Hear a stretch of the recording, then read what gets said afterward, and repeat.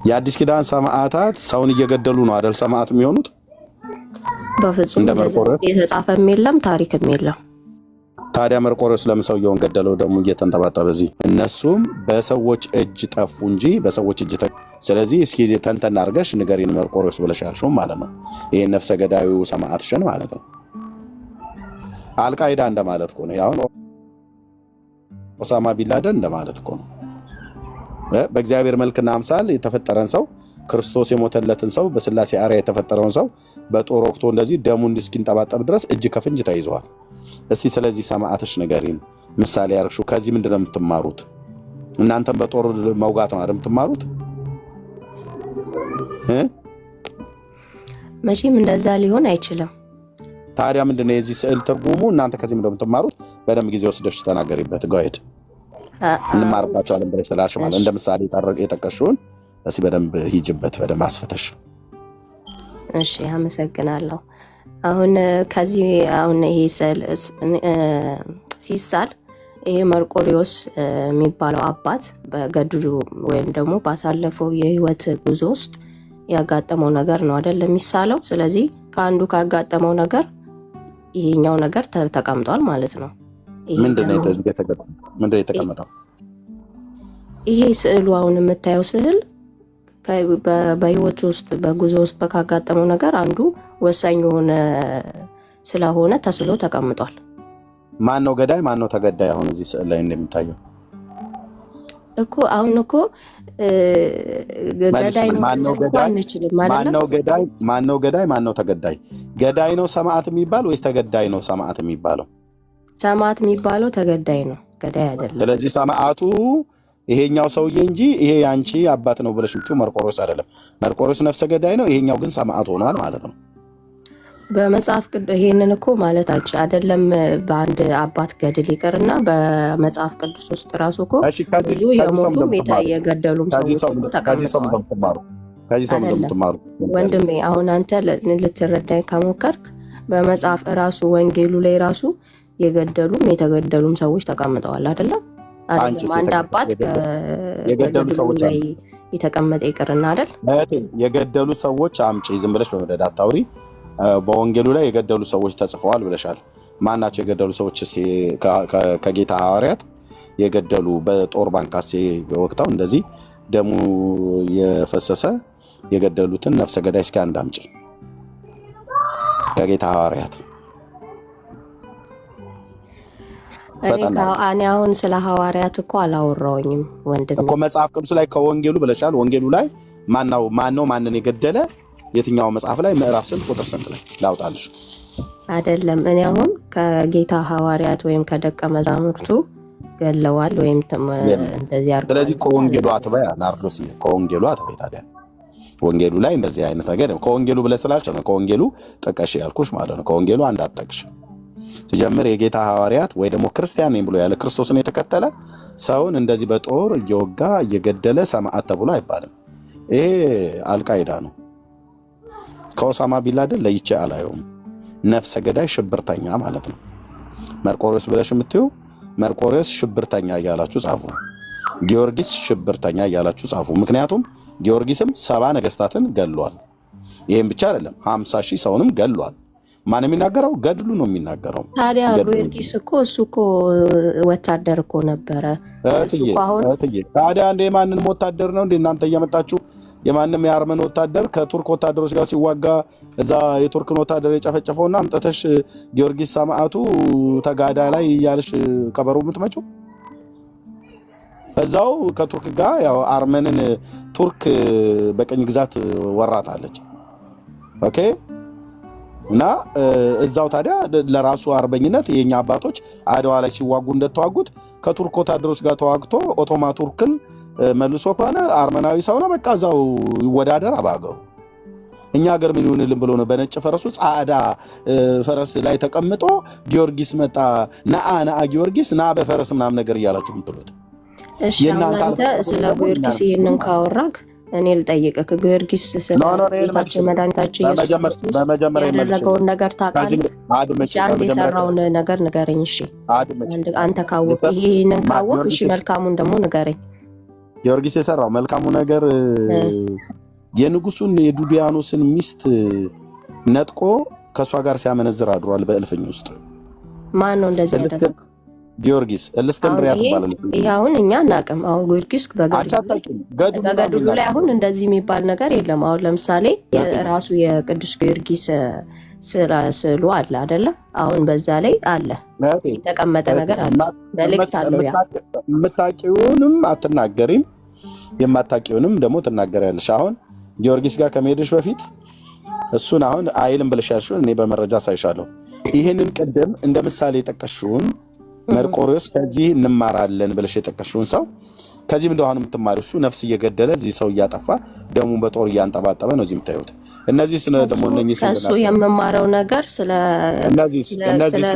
ወንጌል የኖረውን ህይወት እነዚህ ማርበታለሁ። ውሾቹስ በረከታቸው ይደርብሽና እነዚህ ውሾቻችሁ እነ ቡቼዎች ማለት ነው። እሱ የመርቆሬዎስ ታዛዥ ነበሩ ውሾቹ። ለአንቺስ ምን አታከብሪያቸው? ለምንድን ነው ማከብራቸው? እኔ ማከብረው ጌታን ብቻ ነው። ኦኬ ሰማዕት አይደሉም? እነኚህ ጻድቃን አይደሉ?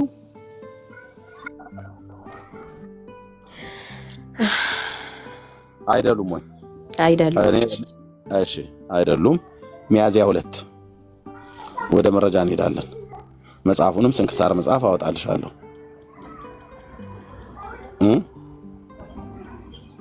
አሁን ትሰሚያለሽ።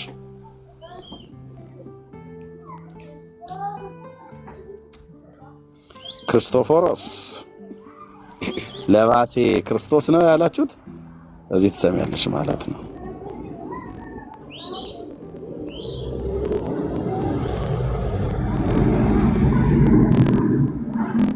ኦኬ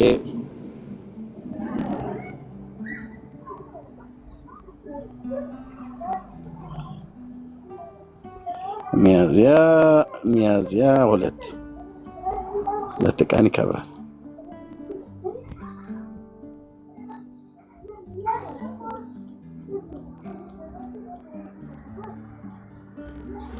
እሺ አንዴ ይቅርታ፣ ችግር የለውም።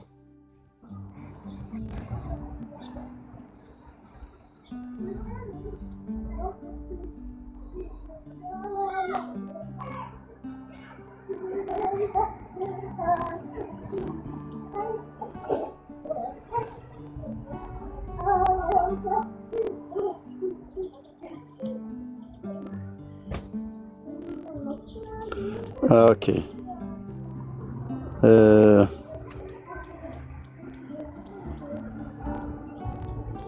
አስወረዱት እንዴ የክርስቶፎሮስን?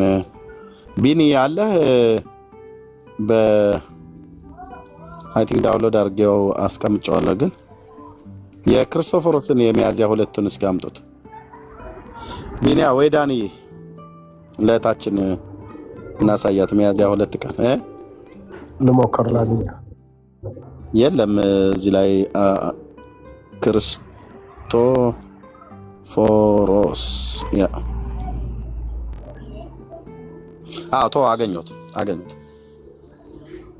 በስመ አብ ወወልድ ወመንፈስ ቅዱስ አሐዱ አምላክ። ሚያዝያ 2 ስንክሳር በሰናይ ሚዲያ የቀረበ። በዚህች ቀን ሰማዕቱ ቅዱስ ክርስቶፎሮስ አረፈ። ክርስቶፎሮስ ትርጉሙ ለባሴ ክርስቶስ እንደመሆኑ በሐዋርያት ዘመን የነበሩ ብዙ ቅዱሳን በዚህ ስም ይጠሩ ነበረ። ከእነዚህ አንዱ ቅዱስ ክርስቶፎሮስ ሀገሩ በላዕተ ሰብእ ሰውን የሚበሉ ውስጥ ነበር። ይህች ሀገር አሁን የት እንዳለች በውል ባይታወቅም የቅዱስ ማትያስ ሀገረ ስብከት በመሆኗ አውሮፓና እስያ ድንበር አካባቢ እንደሆነች ይገመታል። የአካባቢው ሰዎች ከሰው ስጋ ውጭ እህልን አይቀምሱም ነበር። ቅዱስ ማትያስ በእነርሱ ያደረውን ርኩስ መንፈስ አስወጥቶ አሳምኗቸዋል። ከሀገሩ ሰዎችም አንዳንዱ ገጻተ ከለባት የውሻ መልክ ያላቸው ነበሩ። ክርስቶፎሮስም ከእነርሱ አንዱ ነበረ። በክርስቶስ አምኖ ከተጠመቀ በኋላ በስብከት አየሽው አይደለ? ሚያዝያ 2 ቀን ነው። ስንክሳሩ አለ፣ መጽሐፉ አለ እጄ ላይ ከፈለግሽ ላወጣልሽ እችላለሁ። በቪዲዮ ግን እንደዚህ ተቀምጠዋል። የውሻ መልክ ነው ያለው። ሰማዕት ነው። እንደ መርቆሪዎስ እንደ ጊዮርጊስ ብላችሁ እንደምትሉት ሰው ነው ሲበላ የነበረው እና የበረከቱ ይደርብሽና ምን ትያለሽ በዚህ ጉዳይ ላይ?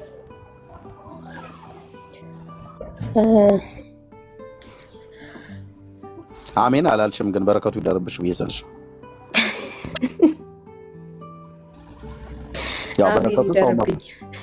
በረከቱ ሰው መብላት ነው። ያው አንቺም እንግዲህ ጠንቀቅ ባሏት፣ አካባቢው ጎረቤቷ ያላችሁ ሰዎች ተጠንቀቋት እና ታዲያ ሰው ነበር የሚበላው እያለ አሜን አልሽ። አይ አሜን አልሻ፣ አሜን እኮ አልሽ። በረከቱ ይደርብሽ ብዬ ስልሽ ሰው የሚበላበት መረጃ አለ ካንተ? ሰው የሚበላበት ይሄው መጽሐፉ ይላል። ላሳይሽ፣ መጽሐፉን ብታሳየኝ ደስ ይለኛል በእውነቱ። ምክንያቱም ሰው የሚበላበት እንዴት ሊሆን ይችላል? ይሄንን እዚህ የተቀመጠውን አታምኚም? የትኛው? ይሄው እዚህ የተቀመጠውን ቪዲዮ ማለት ነው። ሀገረ ስብከት በመሆኗ አውሮፓና እስያ ድንበር አካባቢ ሆነች ይቀመጣል። የአካባቢው ሰዎች አይቀምሱም ነበር። ቅዱስ ማትያስ በእነርሱ ያደረውን እርኩስ መንፈስ አስወጥቶ አሳምኗቸዋል። ከሀገሩ ሰዎችም አንዳንዱ ገጻተ ከለባት የውሻ መልክ ያላቸው ነበሩ። ክርስቶፎሮስም ከእነርሱ አንዱ ነበረ። በክርስቶስ አምኖ ከተጠመቀ በኋላ በስብከቱ ብዙዎችን አሳምኖ ስለ ሃይማኖትም ብዙ ጽዋዕት በመከራ ተቀብሎ በዚህች ቀን እዚህ ጋር ከዚህ ጀምሮ ተሸብ ሰውን የሚበሉ ውስጥ ነበር። ይህች ሀገር ከእነዚህ አንዱ ቅዱስ ክርስቶፎሮስ ሀገሩ በላዕተሸብ ሰውን የሚበሉ ውስጥ ነበር። ይህች ሀገር አሁን የት እንዳለች በውል ባይታወቅም የቅዱስ ማትያስ ሀገረ ስብከት በመሆኗ አውሮፓና እስያ ድንበር አካባቢ እንደሆነች ይገመታል። የአካባቢው ሰዎች ከሰው ስጋ ውጭ እህልን አይቀምሱም ነበር። ቅዱስ ማትያስ በእነርሱ ያደረውን እርኩስ መንፈስ አስወጥቶ አሳምኗቸዋል። ከሀገሩ ሰዎችም አንዳንዱ ገጻተ ከለባት የውሻ መልክ ያላቸው ነበሩ። ክርስቶፎሮስም ከእነርሱ አንዱ ነበረ። በክርስቶስ አምኖ ከተጠመቀ በኋላ በስብከቱ ብዙዎችን አሳምኖ ስለ ሃይማኖትም ብዙ ጽዋዕት በመከራ ተቀብሎ በዚህች ቀን በሰማዕትነት አርፏል። ለእግዚአብሔር እኮ ታዲያ አንዴ ወንድሜ እዚህ ጋር ማለት ነው፣ አሁን እንደተረዳሁት ከሆነ በዚቹ ሰዓት ውስጥ ማለት ነው አሁን ክርስቶፎሮስ የሚባለው ሰውዬ ከክርስቶስን ከማመኑ በፊት የውሻ መልክ ነበረው። ሰዎችም ከሚበሉት ውስጥ አንዱ ነበር። ግን ጌታን ከተቀበለና ወደ ክርስቶስ ከመጣ በኋላ ይህንን ነገር እንትን ብሏል። አጋንንቱ ከውስጡ ወጥቶለት ወንጌልን መስበክ ችሏል። መስበክ ብቻም አይደለም በሰማዕትነት አርፏል ማለት ነው አይደል? ለዛ ታሪኩ የሚናገረው ውሻ የሆነበት እኮ ምክንያት በውስጡ አጋንንት ስለነበረበት ነው። አጋንንት ደግሞ ይቀየራል አይደል? ኦኬ፣ አጋንንት ሲቀየር ምን ያደርገዋል ማለት ነው? ኖ ይኸውልህ ወንድሜ፣ አሁን እሱ ጌታን ከመቀበሉ በፊት የነበረው እንትን ነው። ጌታን እንደተቀበለ በፊት ሰዎችን የውሻ ቅርጽ ነበረው። ሰዎችን ደግሞ እስከ መብላት የደረሰበት ነበር ማለት ነው። ግን በውስጡ አጋንንቱ ከወጣለት በኋላ ጌታን ከተቀበለ በኋላ ወንጌልን መስበክ ችሏል። መስበክ ብቻም አይደለም በሰማዕትነትም አርፏል ማለት ነው። ውሻው ነው አይደል የሚናገረው? ውሻው ነው አይደል ወንጌል መስበክ የቻለው? ኖ ይኸውልህ ጌታን ከመቀበሉ በፊት እኮ ውሻ መልክ ነበረው። ሰዎችንም ይበላል፣ እስከ መብላትም ደርሷል። ጌታን ከመቀበሉ በፊት በኋላ እኮ አይደለም፣ በፊት። ይሄ ምን መልክ ነው ያልኩት? ይሄ የምን መልክ ነው ይሄ? ይኸውልህ አንዴ ፕሊስ አንዴ አድምጠኝ። ይኸውልህ መጀመሪያ ጌታን ከመቀበሉ በፊት የውሻ መልክ ነበረው። የውሻ መልክን ብቻም ሳይሆን ሰዎችን እስከ መብላት ይደርሳል ማለት ነው። ሰዎችንም ይበላ ነበር። ግን ጌታን ከተቀበለ በኋላ ክርስቲያን ከሆነ በኋላ ወንጌልንም ሰብኳል። እንደገና ደግሞ ሰማዕትም ሆኗል። ያ ከዛ በፊት የነበረው ታሪክ ነው። ይሄ የውሻ መልክ የነበረው ሰዎችንም እስከ መብላት የደረሰው ወይም የሚበላው ጌታን ከማግኘቱ በፊት የነበረ ታሪክ ነው። ስለዚህ ሙሉ ነገር ማወቅ ያስፈልገናል። አንድ ሀሳብ ብቻ ሳይሆን ከውስጡ መውሰድ፣ የታሪኩን አመጣጥና ሁኔታ መረዳትና ማወቅ ይጠበቅብናል ማለት ነው። ስለዚህ ምን እያለች ነው አሁን? እንግዲህ ማጠፊያው ሲቸግራት ይዋት እኔ ግልጹን እኮ ነው የምነግርህ። ላውራበት እሺ ሰማንሽ አይደል? አሁን እንዴት ማጠፊያው እንደሚቸግራት እዩት እንግዲህ። እሷ በዚህኛው አንገን አላየችውም። እሺ ይሄ ሰውዬ ማን? ይሄ ውሻ ክርስቶስን ከተቀበለ በኋላ ነው አይደል ሰው የሆነው? አዎ ከዛ በፊት ግን ውሻ ነበር አይደል? አዎ ውሻ እያለ ነበር አይደል ሰው ይበላ የነበረው? አዎ በውስጡም መንፈስም ነበረበት። ይሄ አለባበስና ይህንን መስቀል የያዘው ውሻ በነበረበት ሰዓት ላይ ነው? ኖ እንዴት ሊሆን ይችላል? ያው ጥያቄም በደንብ ገብቶሻል ማለት መልሽልኝ። ይሄ አለባበስና ይህን መስቀል የያዘው ድሮ ውሻ ሆኖ ሰዎችን እየበላ በነበረበት ሰዓት ላይ ነው የያዘው ወይስ ክርስቶስንም ካመነ በኋላ ነው በውሻነቱ እንዳለ ያለው? ክርስቶስን ካመነ በኋላ ነው ይህንን የመስቀል እንትን የያዘው። ክርስቶስን ካመነ በኋላ ነው ይህን አለባበስ የያዘው። ክርስቶስን ካመነ በኋላ እንዴት ውሻነቱ መልኩ ፊቱ እንዴት አልተቀየረም? መስቀል ሲይዝ መስቀል የያዘው እጅ የማን እጅ ነው? የሰው እጅ ነው አይደል? ይሄኛው የምን ፊት ነው? የውሻ ፊት። ክርስቶስንም ተቀብሎ የውሻ ፊቱነቱ አልተቀየረም ማለት ነው። ስለዚህ ውሻው ቁጭ ነው ያለው ማለት ነው። ቦቢ በስርዓት ቦቢ ሆኖ ነው የተቀመጠው ማለት ነው። ግማሽ ውሻ ግማሽ ሰው። አይሽ ክርስቶስንም ተቀብሎ ውሻነቱ አልለቀቀውም። ያው ውሻ ነው ማለት ነው። ቆንጅዬ ውሻ ማለት ነው። ይሄ ለምን እንደሆነ ታውቃለህ? አሁን ይሄ የተቀመጠበት ምክንያት ምንድን ነው? ይሄ ሰው ከኋላ የመጣበትን የታሪኩን አመጣጥ ያስረዳናል ማለት ነው። ይሄ ሰው ለምን ነው የኋላ አመጣጡን ታሪክ ለማስረዳት አይደለም። የኋላ አመጣጡ ታሪክ ከሆነ መስቀል መያዝ የለበትም። ክርስቶስን ስላመናደን መስቀል የያዘው። በኋላ አመጣጡማ ወደ ኋላ ብንሄድ ምናልባት ሰውን ስለሚበላ ቢለው ነገር ነው የሚይዘው ሰውን እየቆረጠ ለመብላት ማለት ነው። ያው ሰው በላተኛ ስለሆነ ማለት ነው። አንቺም ያው ክርስቶስን ከተቀበለ በኋላ ሰውን በላ የሚል ታሪክ አለ የለም አይደል? አይ ክርስቶስን ከተቀበለ በኋላ በላም አልበላም፣ አንደኛ ክርስቶስን ከተቀበለ በኋላ መስቀል ሲይዝ የሰው እጅ አለው አይደል? አዎ። ለምን ክርስቶስን ከተቀበለ በኋላ የውሻነት መልኩ ለምን አልተቀየረም እኮ? ያ ያልተቀየረበት ምክንያቱ እኮ እኛ አሁን እንማርበታለን። ምክንያቱም ከኋላ የመጣበት እንትኑ መንገዱ እንደዚህ ስለነበረ ነው። ገብቷል? ስለዚህ አሁን ስስሙት የምስሙት የኋላውን ክርስቶስን ሳያገኝ በፊት የነበረውን ውሻ ክርስቶስን ሳያገኝ በፊት የሚበላ ሰው በላተኛ የነበረውን በላተኛ ነው የምትስሙት ማለት ነው።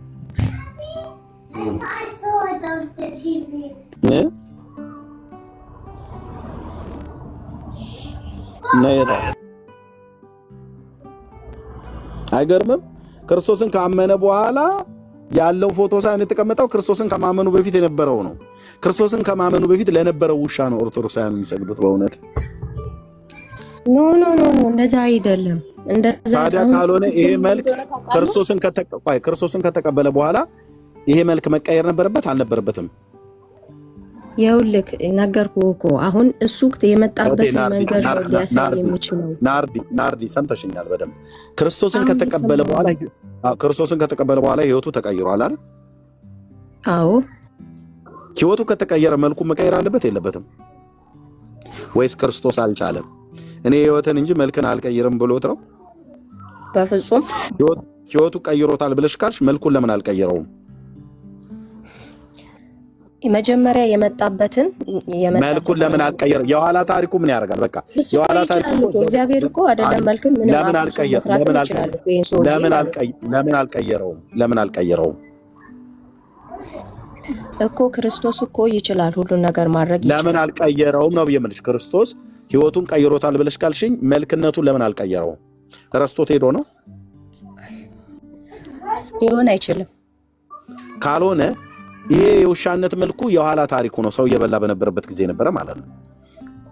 እናንተ አሁን የምትስሙት ክርስቶስ የቀየረውን ክርስቶፎሮስን ሳይሆን ክርስቶስ ሳይቀየረው በፊት ሰው ይበላ የነበረውን ውሻ ነው እኮ የምትስሚው። ይሄ ቆንጆ ውሻ።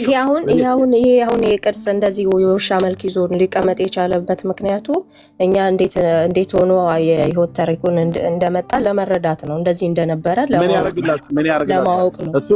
እሱም በትርክት ደረጃ ታደርጋላችሁ እንጂ ስዕል አድህኖ አንቺ የዚህ የውሻው ስዕል ቤትሽ አለ? የለም። ቅዱሳት ስዕላት እኮ ነው፣ ስዕል አድህኖ ነው እኮ ነገር ሁሉም እኮ ቅዱሳን ስዕላት ለምን እንደምንገለገልበት እኮ ነግሬሃለሁ። ለማስተማር ነው እንጂ ከዛ የዘለለ ነገር የላቸውም። ብታገኙ ሀሳቡን ከዛ ከነሱ እንትን ለማለት ነው፣ ለመማር ነው።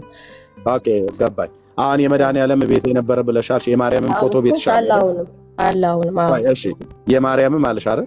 አዎ አለኝ። የዚህ የውሻው አለሽ ቤትሽ? የለኝም። እኔ ልግዛልሽ፣ ቤትሽ አስቀምጥሽው ለማርያም ሰግጂ፣ ለውሻውም ሰግጃለሽ። ኖ እኔ እኮ የምሰግደው እኮ ለዛ ለስዕሉ ወይም ደግሞ ለተቀመጠው ነገር ሳይሆን ሀሳቡን ነው የምወስደው ከዛ ውስጥ ማለት ነው እኮ ሀሳቡን ወይም ደግሞ ነገር ሳይሆን ሀሳቡን ነው እንጂ ለዛ ለተቀመጠው ነገር አይደለም። ልክ ነው እኮ ገብቶኛል። አሁን ይህንንም እኔ ገዝቼ ልስጥሽ ወይ ነው ቤትሽ ልላክልሽ ወይ እያልኩሽ ነው። በአድራሻሽ ማለት ነው። በደንብ ፕሪንት ተደርጎ በፍሬም አድርጌ እልክልሻለሁ። ለሐሳቡ ማለት ምን ማለት ነው? ይሄ ውሻ ጌታን ከመቀበሉ በፊት ሰውን ይበላ ነበር። ለዛ ሰው ለሚበላው ሐሳቡ ነው የምሰግደው ማለት ነው። ኖ እኔ ለዚህ ለውሻው ልሰግድም አልችልም፣ ወደፊትም አልሰግድም። ሐሳብም የለኝም። ለምን ስዕላዱ ነው አይደል? አሁን ይሄንን እኔ የመቅዶኒዎስን እንትን ስመለከት ምን እንደነበረና ከዛ በኋላ የት እንደደረሰ እማርበታለሁ ሳየው ማለት ነው። መርቆሬዎስ እንመልስሽ። ውሻውን ታዩ። የውሻ ነገር ብዙ ሀገር ሊያዳርስ ይችላል። ያው በረከቱ ይደርብሽ ብዬ ስልሽ አሜን ብለሻል። የማን የውሻው ማለት ነው። በረከቱ ምን ነበር? ሰው መብላት ነበር። በረከቱ ምንድነው? ያ ጌታን ከተቀበለ በኋላ ሰው ማብላት አይደለም። ናርዲ ውሻ ጌታን ተቀበለ ይባላል። እህቴ ናርዶስ ፕሊዝ። ኦኬ ኤርሚ የብዙ ሰው ጥያቄ ከታች ውሻው ነው ወይ ጌታን የተቀበለው ይሉሻል እኮ። ታዲያ እሱን እኮ ኖ ነገርኳችሁ እኮ። ይሄ መርቆሬዎስ እንትን ይሄ ውሻው የተባለው ክርስቶፎር የተባለው ጌታን ከመቀበሉ በፊት የውሻ መልክ ነበረው፣ ሰዎችንም ይበላ ነበር፣ በውስጡ መንፈስ ነበረ። ግን ጌታ ከተቀበለ በኋላ ያ መንፈስ ያ የውሻነት መንፈሱ ወጣለት። ከመውጣቱም አልፎ ደግሞ ወንጌልን ሰበከ፣ ሰማዕትም ሆነ። የቱ ጋር ነው እዛ የሚለው? ራሱ ገድሉ ላይ እኮ ይናገራል እኮ ይሄ ሰውዬ። ገድሉ ላይ ምዕራፍ ገድለ ክርስቶስ ፎሮስ አለ አይደለም? አሁን አንተ እንኳን አሁን በዚህች ባሰማኝ እንትን ውስጥ መልእክት ውስጥ ማለት ነው ራሱ እኮ ይናገራል። መጀመሪያ የነበረው ህይወት፣ ከዛ ደግሞ ቀጥሎ ጌታን ከመቀበሉ ገድለ ክርስቶስ ነው። ገድለ ክርስቶፎሮስ አለሽ ወይ? ክፍሉን እንድታሳይን ማለት ነው። ትልቁ ላይ አድርገሽ አለሽ ገድለ ክርስቶፎሮስ? አረ የለኝም። ታዲያ የታይተሽ ነው? ታዲያ ገድሉ ላይ ያለሽ ብለሽ ምትይ ገድል እንዳለው እንኳን ራሱ ገድሉም የለሽም፣ ገድልም እንዳለም አታውቂም። ከየት አገኘሽው? ኖ የለም ማለት ወይ ጉድ! በቃ ያለ መረጃ እንዴት ነው የምትረዳኝ? ያለ መረጃ ነው የምታወሪው? እንደዛ አይደለም። ቆይ አንድ ጊዜ አድምጠኝ። መርቆሬዎስ ላይ አይደለ እንትን ያልከው ስለ ውሾቹ የተናገርከው? ስለዚህ መርቆሬዎስ ደግሞ ገድል አለው። እህቴ በመጀመሪያ ስለ ውሻው የሚያወራው አታውቂው፣ በስም እንኳን አታውቂያቸውም። የውሻው ክርስቶፎሮስ ነው፣ ይሄኛው መርቆሬዎስ ነው። ኦኬ ቅድም የምናወራ የነበረው ክርስቶፎሮስ ነው የሚባለው። ስለዚህ ክርስቶፎሮስ እና መርቆሬዎስን እንኳን ራሱ አለየሻቸው ማለት ነው። እሺ መርቆሬዎስ ብለሽ እሺ ክርስቶፎሮስ ብለሽ ያልሽውን ታዩና መርቆሬዎስ የተባለው ከሱ የሆነ ነገር እንደምሳሌ ብለሽ የጠቀሽው አለ። ከዚህ ሰው እንደምትማሪው አሁን ለአንቺም እንደሚቀርልሽ እሱ ሰው እንደገደለ እና አንቺም ሰውን መግደል ነው አይደል? ኖ በፍጹም ሊሆን አይችልም።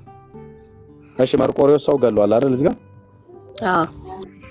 ክርስቶስ ግደሉ ነው፣ ጠላቶቻችሁን ግደሉ ነው ያለው ወይስ ጠላቶቻችሁን ውደዱ ነው ያለው?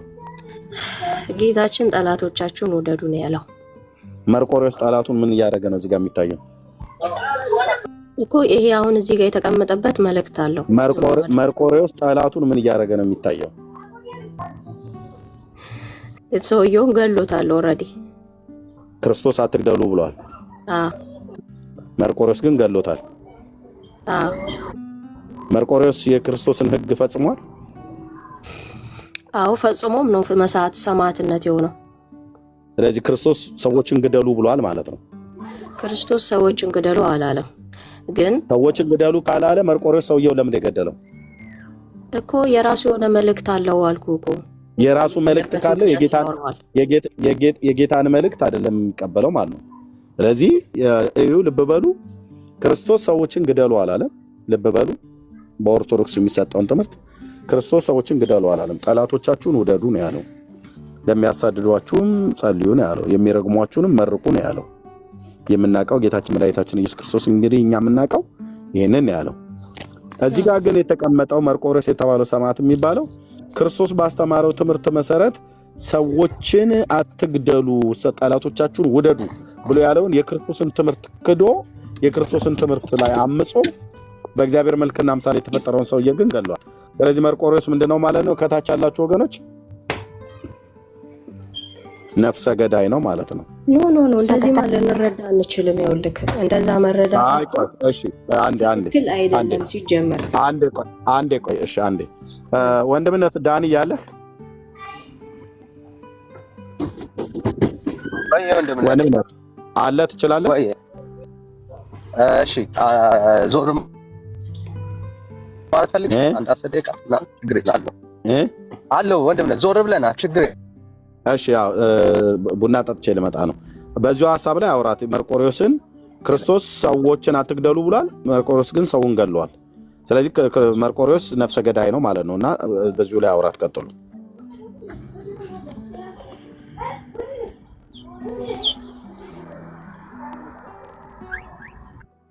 ብለን እኮ መረዳታችን ትክክል አይደለም።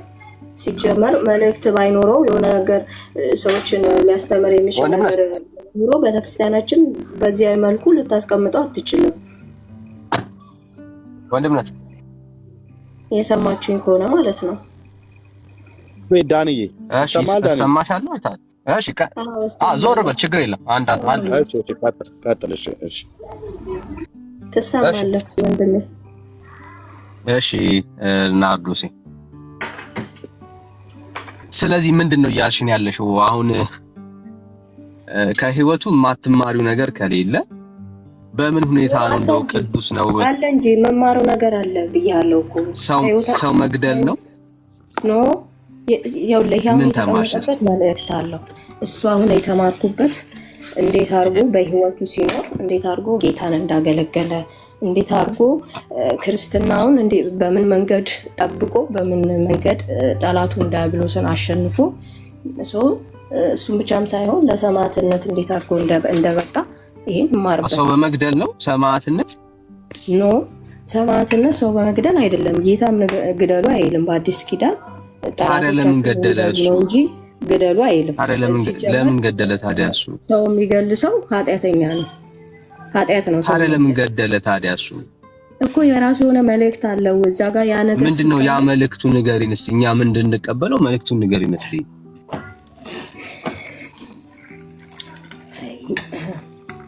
እሱ የገደለበት የራሱ ምክንያት አለው እኮ ንገሪን እስቲ። አሁን ምክንያቱን የፈለገ ምክንያት ይኑረው፣ ሰው ገድሎ ጻድቅ የሚባልበት ምክንያት አለ?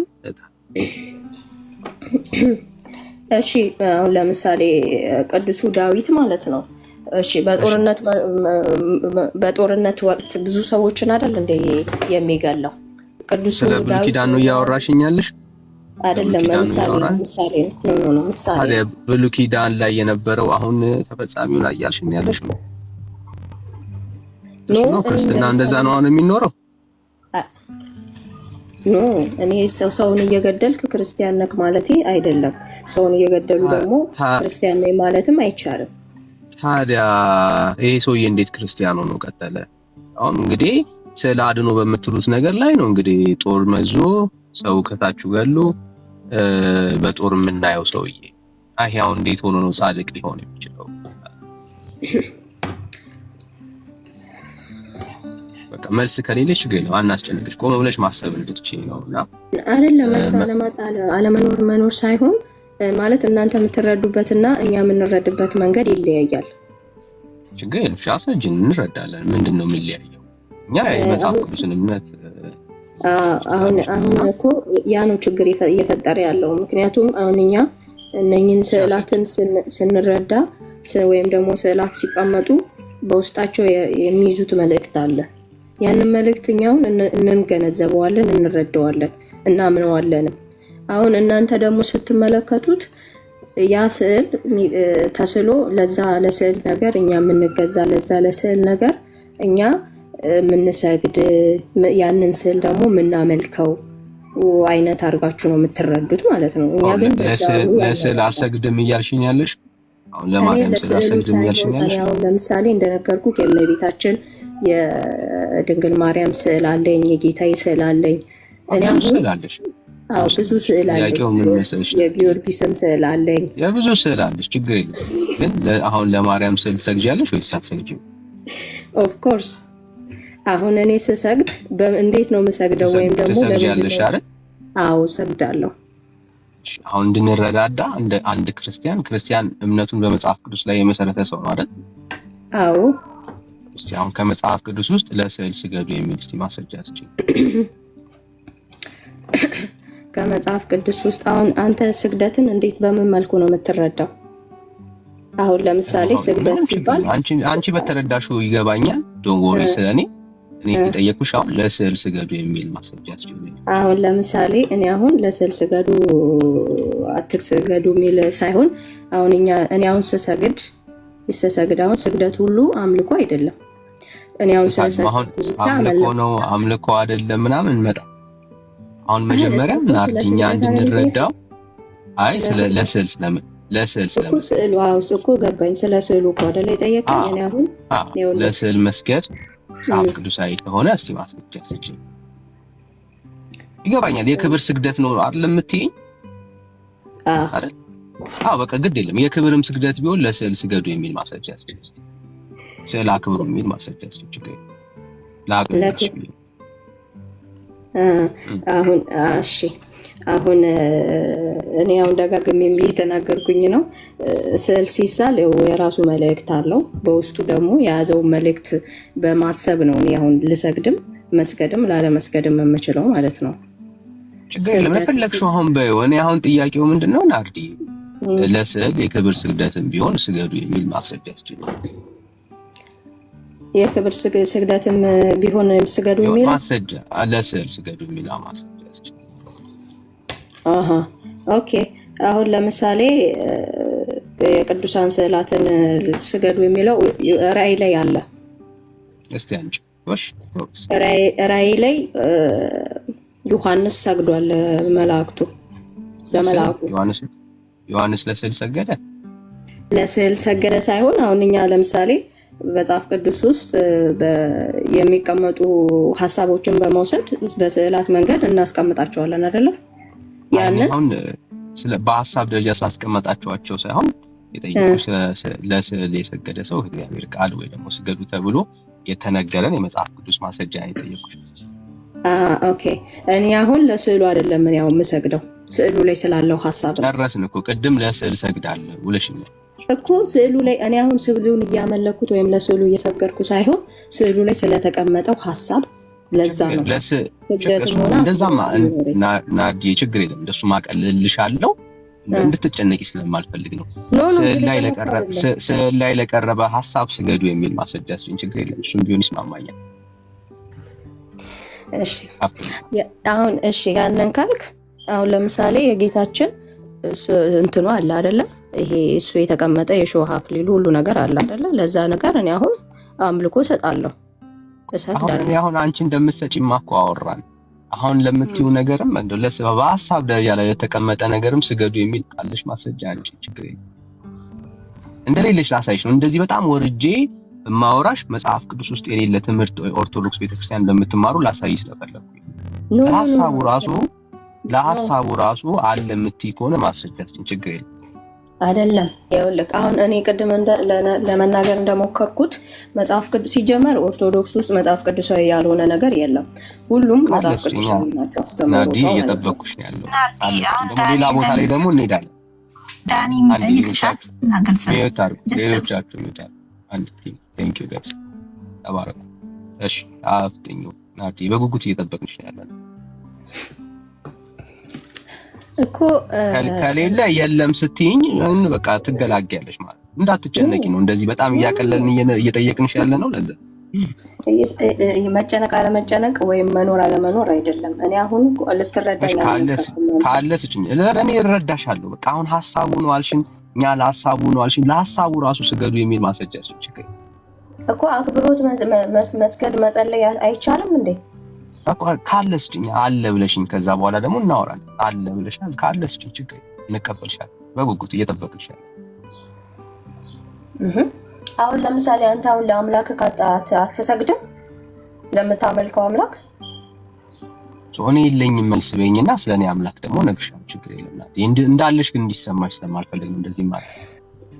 እንዳለሽ እንድትኖር ያልፈልግም። አይሽ ይሄ ልምምድ አሁን በእግዚአብሔር ቃል ውስጥ የሌለ ለዛ ነው የተጨነቅሽው። የፈለገ ዙሪያ ጥምጥም እንደፈለገ ለማቅለል ብትሞክሪ ከስዕል ጋር በተያያዘ ቤተክርስቲያኒቷ ገደል ከታችኋል። ስታለች ቤተክርስቲያን አንድም በሐሳብ ደረጃ ይሁን ተቀረጸ ደረጃ ቢሆን የክብር በሉት የምንም በሉት መጽሐፍ ቅዱስ ውስጥ የሌለ ልምምድ የለም። መጽሐፍ ቅዱስ ውስጥ የለም እንደዛ አይታስ አዲ በሌለ ነገር ነው እየኖራችሁ ያላችሁ። መጽሐፍ ቅዱስ እንደውም ለተቀረጸ ምስል አትስገር ነው። በሐሳብ ደረጃ አይደለም በምንም ደረጃ የላትም ኦርቶዶክስ ቤተክርስቲያን ለስዕል ማስረጃ ማለት ነው። እና በከንቱ ዘመንሽን አትጨርሽታል። ለእግዚአብሔር ሐሳብ ተገዢ። መጽሐፍ ቅዱስ ውስጥ የሌለ ትምህርት ነው እየተከተልሽ። ጥያቄ ካለሽ ግን ልጠይቂኝ ትችያለሽ። ይታል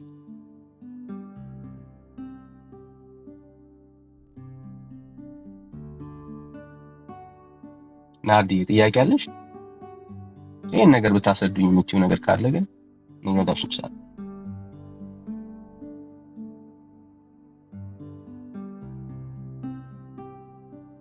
እሺ ጥያቄ የላትም ናዲ። እሺ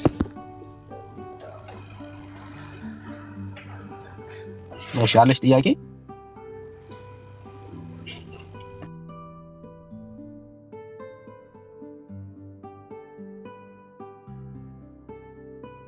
ያ ብዙ ሰው ይሄ ልምምዱ የጣዖት ልምምድ እንደሆነ አለ። በጣም ነው የሚገርመው ወዳጆች፣ ሳታውቁት ጣዖት እያመለካችሁ። አዎ ክርስቲያን ነሽ ትላላችሁ፣ ግን ክርስቲያን ሆኖ ጣዖት እያመለከ ነው። የተቀረጸ ምስል በቃ ጣዖት ነው፣ ምንም ጥያቄ። ላን የሆነ ነገር ቀርጸ ሲጀመር የሚቀረጸው እኮ የሆነ ነገር ሪፕሬዘንት ያደርጋል ተብሎ ነው። ወይ አምላክን ወይ የሰማይ ጭፍሮችን የሆነን አካል ሪፕሬዘንት ያደርጋል ተብሎ ነው የሚቀረጸው። ያ ሪፕሬዘንት ያደርጋል ብለህ ለቀረስከው ነገር የክብርም በለው የአምልኮ ስግደት በእግዚአብሔር ቃል ውስጥ የለም። ኦኬ እግዚአብሔር ምንድነው? እሱ መንፈስ ነው። ዮሐንስ ወንጌል ምዕራፍ 4 ላይ ግልጽ የሆነ ትምህርት አለ ለዛ የሰማርያዊቷ ሴት የሰጣት ጌታ። እግዚአብሔር አሁን አስዩም አድርገህ በኢየሩሳሌም አለ ወይ ደግሞ በዚህ ተራራ ላይ አለ ሄጄ ልስገድለት ብለህ እንኳን አትሰግድም። በሎኬሽን ወዳጆቼ እግዚአብሔር መንፈስ የሆነ አምላክ በሆነ ስፍራ ላይ በሆነ ስዕል ላይ ቁጭ አድርገው አምላኬ ብለህ የምትሰግድለት አምላክ የለም። እግዚአብሔር በእውነትና በመንፈስ የሚሰግዱለትን ነው ደግሞ ወዳጆች። የተቀረጸ ምስል በማን በላይም በሰማይ ባለ በምድር በማናቸው ምሳሌ አድርገህ አትስገድላቸው አታምልካቸው እኮ ያለ ጌታ ነው። ከእንደዚህ አይነት ይፈታውን አንድ ጊዜ እንትን ሄጄ ነበር፣ አልሰማሁባችሁም። ሄጄ ነበረ መጣሽ አሁን? እሺ እንኳን ደህና መጣሽ። እሺ አመሰግናለሁ። እኔ የምልህ ጥያቄ አለኝ። ጥያቄ ምንድነው? አሁን ለምሳሌ እግዚአብሔር አምላክ በሶሎሞን ቤተ መቅደስ ውስጥ ስዕል እንዲሳል አዟል አይደለ? ያ ጣዖት ነው ማለት ነው? በደምብ ስዕል እንዲሳል እግዚአብሔር ሲያዝ አዛዡ ማን ነው? እግዚአብሔር ነው ያዘዘው። እግዚአብሔር ነው። ጣዖት ከሆነ እግዚአብሔር ለምንድን ነው እንዲሳል ያዘዘው? አንድ አሁን ሳል ያለበት ምክንያት ነው። አንድ ነገር ጣዖት ነው ጣዖት አይደለም የሚያስብል ያንን ነገር ያቆምሽበት ምክንያት ነው። ኦኬ ለምሳሌ ጥጃ ምንድነው? ጥጃ እንስሳ ናት አይደል? የታወቀ ነገር አይደል? እስራኤላውያኖች ግን ያንን የጥጃን ምስል ሰርተው በወርቅ አዘጋጅተው በፊታችን ከእስራኤል ያወጣን በፊታችን የሚሄደው እሱ እግዚአብሔር ነው ባሉበት በዛ ሞመንት ላይ ግን ያ የጥጃ ምስል ጣዖት ነው። አሁን መሳሉ አይደለም ቁም ነገሩ። እናንተ የሳላችኋቸው ስዕላቶች ወድቃችሁ ስለምሰግዱላቸው ክብረን ስለምታመጡላቸው እነሱ ነገሮች ለአንቺ ጣዖታቶች ናቸው እንጂ እግዚአብሔር አምላክ በራሱ የጥበብ ጸር ወይ ደግሞ ጥበብን የሚጠላ አምላክ አይደለም። ሰማያቶች እኮ የእጆቹ ስራዎች ናቸው። የሚገርም እኮ ዲዛይነር ነው ጋድ። ቤተ መቅደሱ በጣም በሚያምር ዲዛይን የተሰራው በዛን ዘመን ማለት ነው እኮ። እግዚአብሔር አሁን አዟል አላዘዘም ነው ስዕላትን እግዚአብሔር አሁን እስራኤላውያን የዛኔ እንትን እየቀረጹ የጥጃ መልክ ምናምን እንትን ብለው እየቀረጹ የሚያመልኩት ያ አምልኮት ነው። በስነ ስርዓቱ በግልጽ የሚያመልኩት ነው አይደለ? እሱን ተወውና ሁሉም የሚቀረጽ ተቀርጾ አምልኮ የሚሰጣቸው ነገሮች በሙሉ ጣዖት ነው። የተቀረጸ ነገር ተቀርጾ የተቀመጠ ነገር ጣዖት ነው። እኛም ኦርቶዶክሳውያን የተቀረጸ ነገር ሁሉ ጣዖት ነው የሚለው ማስረጃችን የተቀረጸ ነገር ሁሉ ጣዖት ነው ማስረጃችን ውሸት ነው። የተቀረጸ ሁሉ ጣዖት ነው የሚል ትምህርት የለም። እሱ ነው ማስረጃችን። የተሳለ ሁሉ ጣዖት ነው አላለም እኮ። የተቀረጸው ለምንድን ነው? እሱን ነው ማስተካከል ያለብሽ። አይሽ የተቀረጸው ለምንድን ነው? ለሚፈልጉት ነው የቀረጸው።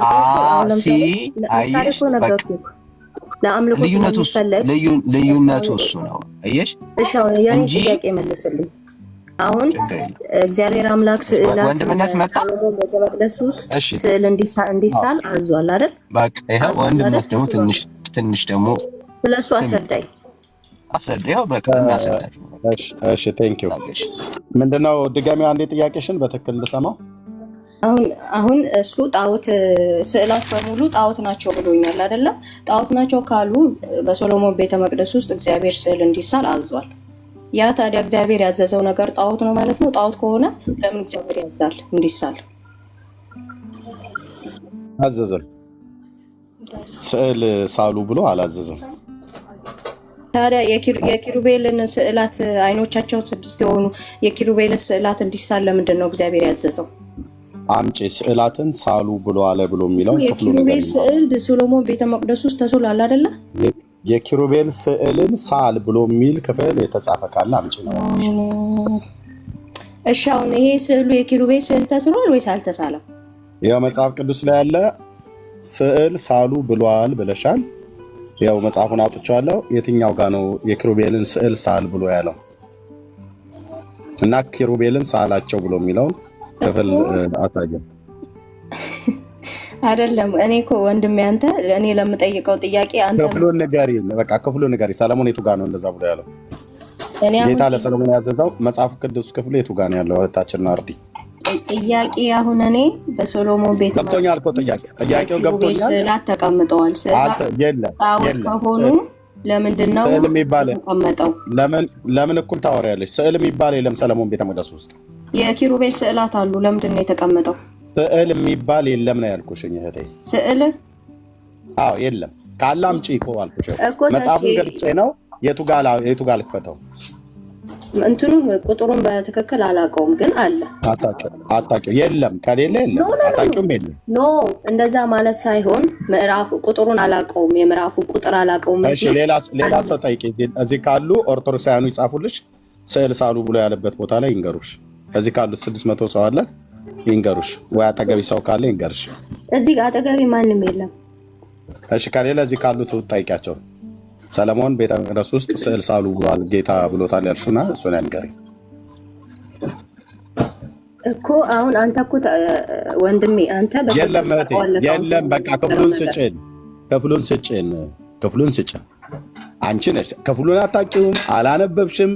ባላነበብሽው የለም ብየሰለሽ ነገር እያወራሁ አይደለም። ባይዘው ማለት በቃ የለም ካለሽ የምታውቂው ነገር ከሆነ ከመጽሐፍ ቅዱስ ስጭን። ይሄ መጽሐፍ ቅዱስ አውጥቻለሁ።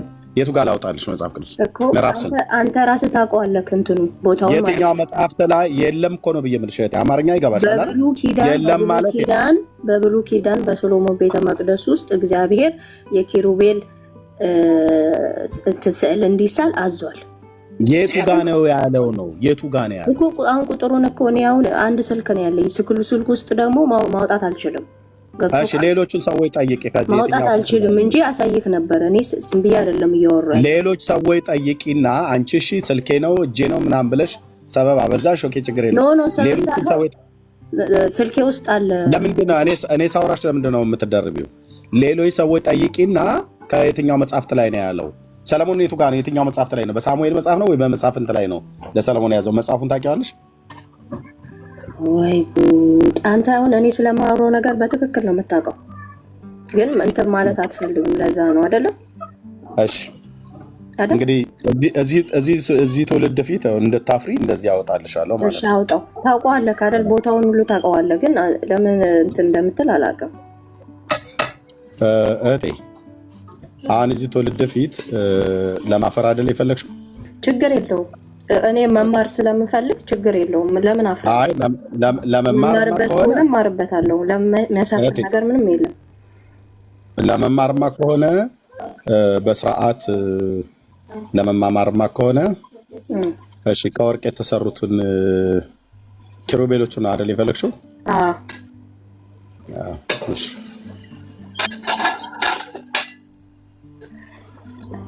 ኦኬ። ምዕራፍ 6 ከቁጥር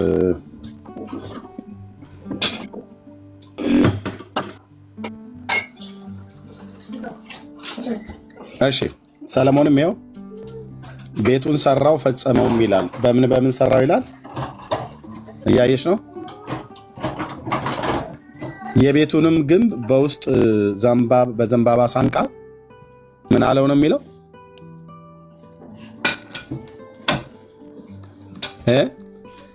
ማይክሽን ክፈቺ። እየሰማሁህ ነው። እየሰማሽ ብቻ ሳይሆን እያየሽኝ ነው። ምን አለው ነው ብሎ የሚለው?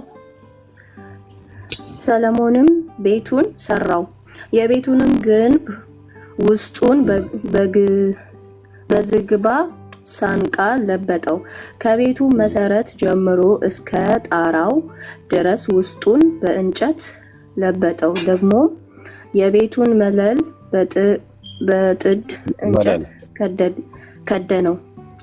በቤቱም ውስጥ ቅዱሳን ይሆኑ ዘንድ ኋለኛው ሕያውን ክንድ በዝግባ እንጨት ጋረደው።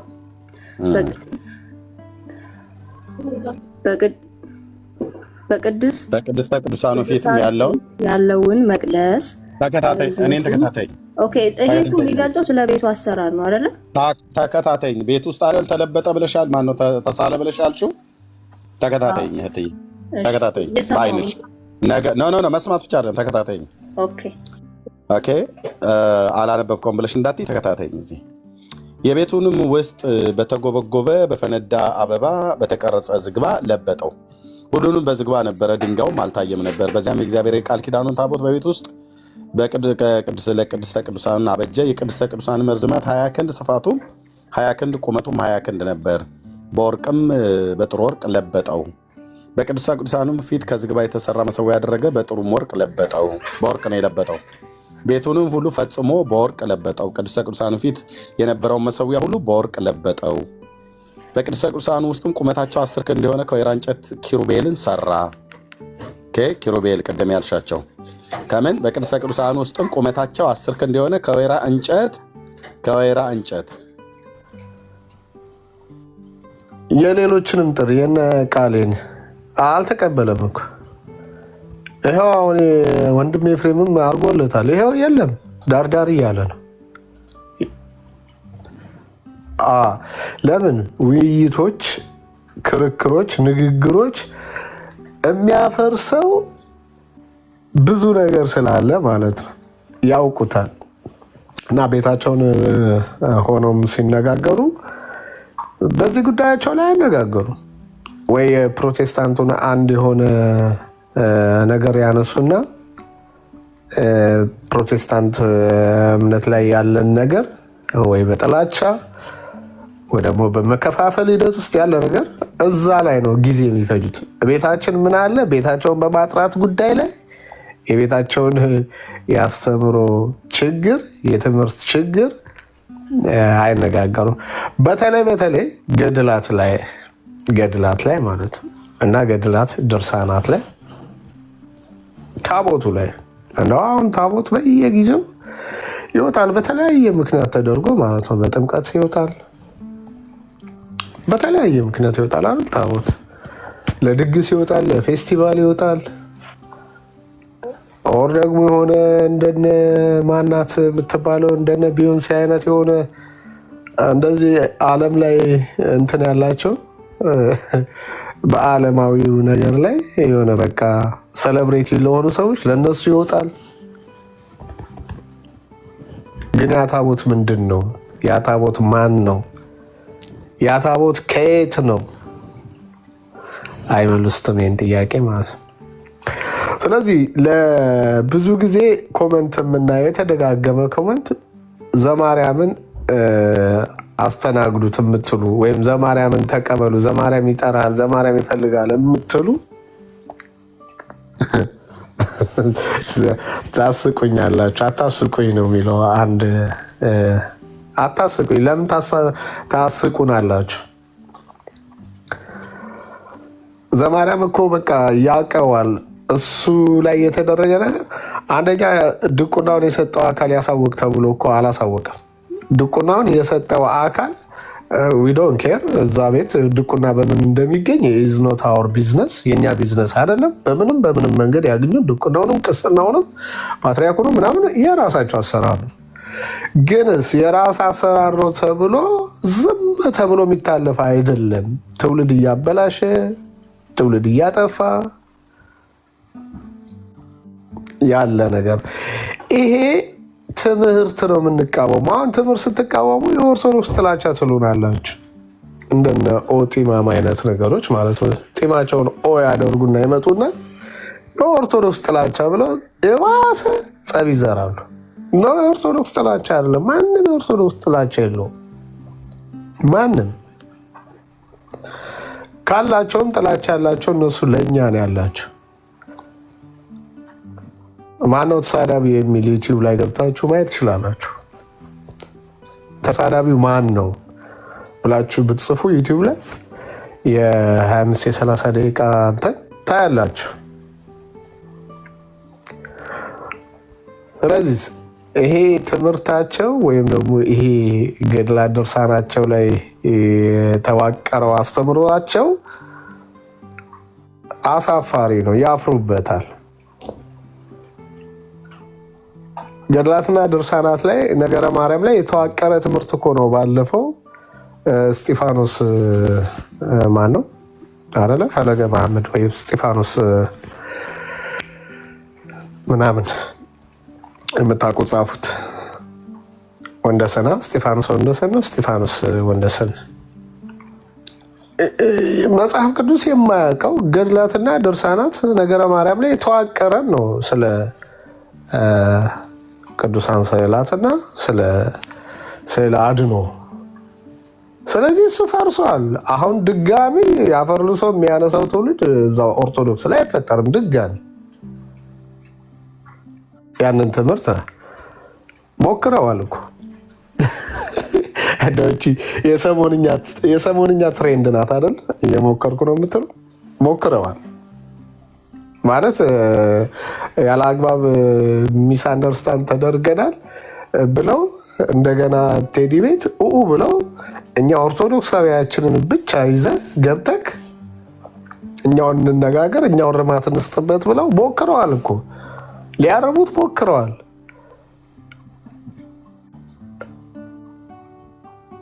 እየሞከሩ ነው ግን አይችሉም።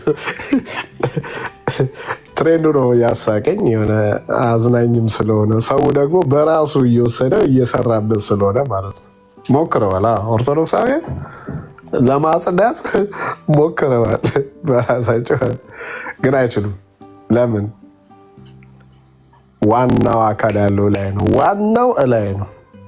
እዚህ ቲክቶክ ላይ የሚርመስመሰው አይደለም። ቲክቶክ ላይ የሚሯሯጠው አይደለም። ዋናው ላይ አለ። ስለዚህ ዋናው አካላት ያልደፈረውን ተዉ፣ እኛንም አታስበሉን እኮ ብለዋል አይደለ? እንዲህ ሊቃውንት አንድ ሊቃውንት ነበሩ አይደል? እኛንም ታስበሉናላችሁ አታስበሉን ብለዋል። እውነታቸው ነው። አታስበሏቸው። ግንስ እውነቱ ሲነገር ደግሞ እውነቱን እውነት ነው ብላችሁ ተቀበሉ። ስለዚህ አሁን እየተጠየቀ ነው። ታቦት የተቀረጸለት አየር ላይ ያለው ጋኔን ወይም መጥቆራ መጀመሪያ አለ የለም በመኖሩ ታምናላችሁ? እኔ አንዳንዱ መኖሩን እንኳን እኮ አያውቅም። የተቀረጸለት ታቦት መጥቆራ አየር ላይ ያለው ጋኔን መኖሩን እንኳን አያውቁም አብዛኞቹ። እኛ የምናውቀው ብዙ ነገር የሰማነው እኮ ከኤርሚ ነው። እውነት ነው፣ ከኤርሚ ነው። ብዙ ነገር የሰማነው ከትዝታ እውነት ነው፣ ከትዝታው ብዙ ነገር የሰማነው እኮ ጴንጤዎች ሲያወሩ ነው። እውነት ነው፣ ጴንጤዎች ሲያወሩ ነው።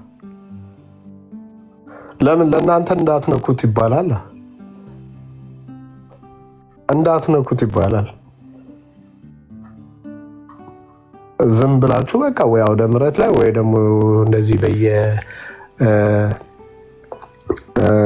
ደብሩ በቃ ሲቀደሱ ቀድሰ፣ ሲሳለሙ ተሳልመ፣ አሜን ሲሉ አሜን በለ፣ ሲያበሉ በልተ፣ ሲያጠጡ ጠጥተ፣ ሲያስረጩ ተረጭተ፣ ውሃውን ምናምን ትመጣለህ። አለቀ። ተኛለህ፣ ትነሳለህ። አለቀ። ላይፍ ሩቲን እንደዛ ነው የነበረው። አሁን ግን የሚያነብ ትውልድ እንዲፈጠር ተደርጓል። በማን ተጽዕኖ? በወንጌል አማኙ በፕሮቴስታንቱ ተጽዕኖ እዛም ቤት ያሉት ወጣቶች አትሊስት እንዲያነቡ ይሄንን አናውቅም እኮ አስብለዋል ወንድሞቻችን። ይሄን መኖሩን አናውቅም እኮ መኖሩን አታውቅም፣ ግን አለ ያለው እሱስ መጽሐፍ ቅዱሳዊ አይደለም። ና ውጣ፣ ተነጋገር። አይ እንደ ፈለገ አይነት ውድቀት ይደርስብናል እንዴ? ፈለገ እኮ በአንድ በኩል ስታዩት ጀግና ነው። በአንድ በኩል ስታዩት ቢያንስ ወጥቶ ተፎካክሯል። የት አሉ እነ ቀሲስ ዲበኩሉ? ምን በላችሁ? የት ተደበቃችሁ? የት ነው ያላችሁት? አይኖ አሜሪካን የሩጫ ሀገር ናት። የሩጫ ማለት የላይፍ ካሮጡ አስቸጋሪ ነው። ቅዳሴ አጫጭር አድርገውታል። አጫጭር ቅዳሴ አድርገውታል። ምክንያቱም የስራ ስልካቸውን አብርተው ነው የሚቀመጡትና ልክ ቅዳሴ ላይ ያሉ የስራ ስልካቸው ሲበራ ጥሪ ሲመጣ እሱን ጥሪ ተቀብለው ላጥ ነው የሚሉታሉ። እና ከዚህ የተነሳ ቅዳሴን አሳጥረዋል። ጥሩ ነው። እያጠረ እንዲጠፋ ነው የምንፈልገው። ከመርዘም ወደ ማጠር መጥቷል። አትሊስት በየት በምድር አሜሪካ በነ ቀሲስ ዲበኩሉ አማካኝነት ማለት አብዛኛ ተሿሚዎች የስራ ላይም ያሉ ስለሆኑ ማለት ስራ ጥሩ ነው። ስራ ክቡር ነው። ስራ እየናቅን አይደለም። እሺ አንዳንድ ሰው አንድ ነገር ስትሰሙ በዚህ በኩል ሌላ ነገር አጥፍታችሁ እንዳትሰሙ። ስራ እየናቅን አይደለም። ማንኛውም ከሀገር ሲሰደድ በቃ ሰርቶ ተለውጦ ለመታየት ነው፣ ለመኖር ነው። ግን ደግሞ በእንደነሱ አይነት ያለ ነገር ደግሞ አዶ ነው ቤተክርስቲያኗ አዶ ነው። ይሄም የራሳቸው ችግር ነው። ቢሆንም ግን ይወጣሉ አይደል? ለውይይት ይወጣሉ፣ ለነቀፌታ ይወጣሉ፣ ለክርክር ይወጣሉ። ዲቤት ሲጠሩ ግን ኑ ፕሮፌሽናል የሆነ ዲቤት አድርጉ ሲባሉ ግን አታገኟቸው። ስለዚህ ብዙ ጊዜ የማርያማዊትን ስም እያነሳችሁ ይፈልጋችኋል፣ ይጠራችኋል፣ ለምን አታናግሩትም የምትሉት መጀመሪያ በእርግጥ የምስማማለሁ፣ ይቅርታ መጠየቅ አለበት ወንድማችን ኤርሚ የተናገረበትን የተናገረውን ንግግር ይቅርታ መጠየቅ አለበት። ይቅርታውም ቀርቶ ማለት ነው ስለማንጠብቅ ይቅርታ ይላል ብለን ስለማንጠብቅ ማለት ነው። ይቅርታውም ቀርቶ ያስቀራቸውን ሰዎች ግን ይመልሳቸው። ቀሲስ ዲበኩሉን፣ ዲያቆን ስዩምና ቴዎሎጂ ደምረውን ማለት ነው ያስቀረበትን ምክንያት አልባ አድርገን እነዚህን ሰዎች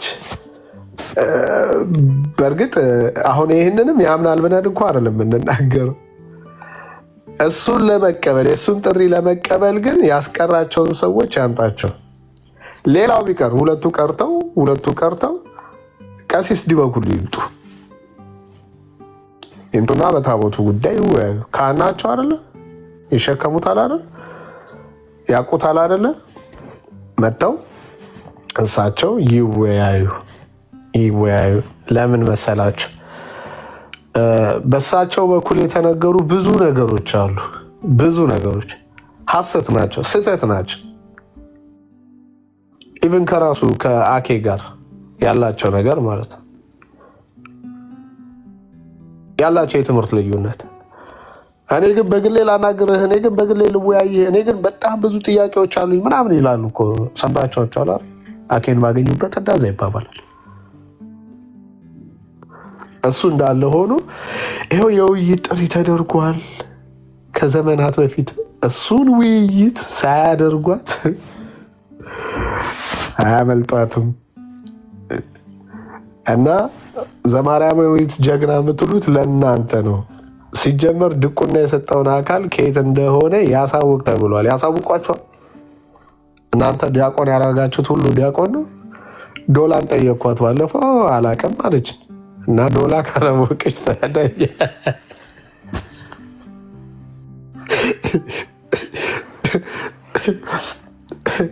ዶላሮች ማጽደቂያ እያልኩ አይደለም። ግን ከየት ነው የተቀበለው ድቁናውን የሚል ራሱን ይግለጥ የሚል ሀሳብ ተነስቷል። እሱም ብቻ አይደለም፣ ሌላም አካል አለ አይደለ? ናታሊም ነው ምናምን የሚባለውም እንደዛው። ብቻ እንደዚህ በኤርሚ ጉዳይ ላይ እንዲመጣው እንትን የሰጡ ዲያቆን አንዱ ደግሞ ማነው መኩ ነው ምናምን ድቁናቸውን ከየት እንዳመጡ ያሳውቁ። አትሊስት ፈለገ መሐመድ ተናግሯል። አትሊስት በኢንተርቪውም ተጠይቆ ተናግሯል። ምንጭ አለው።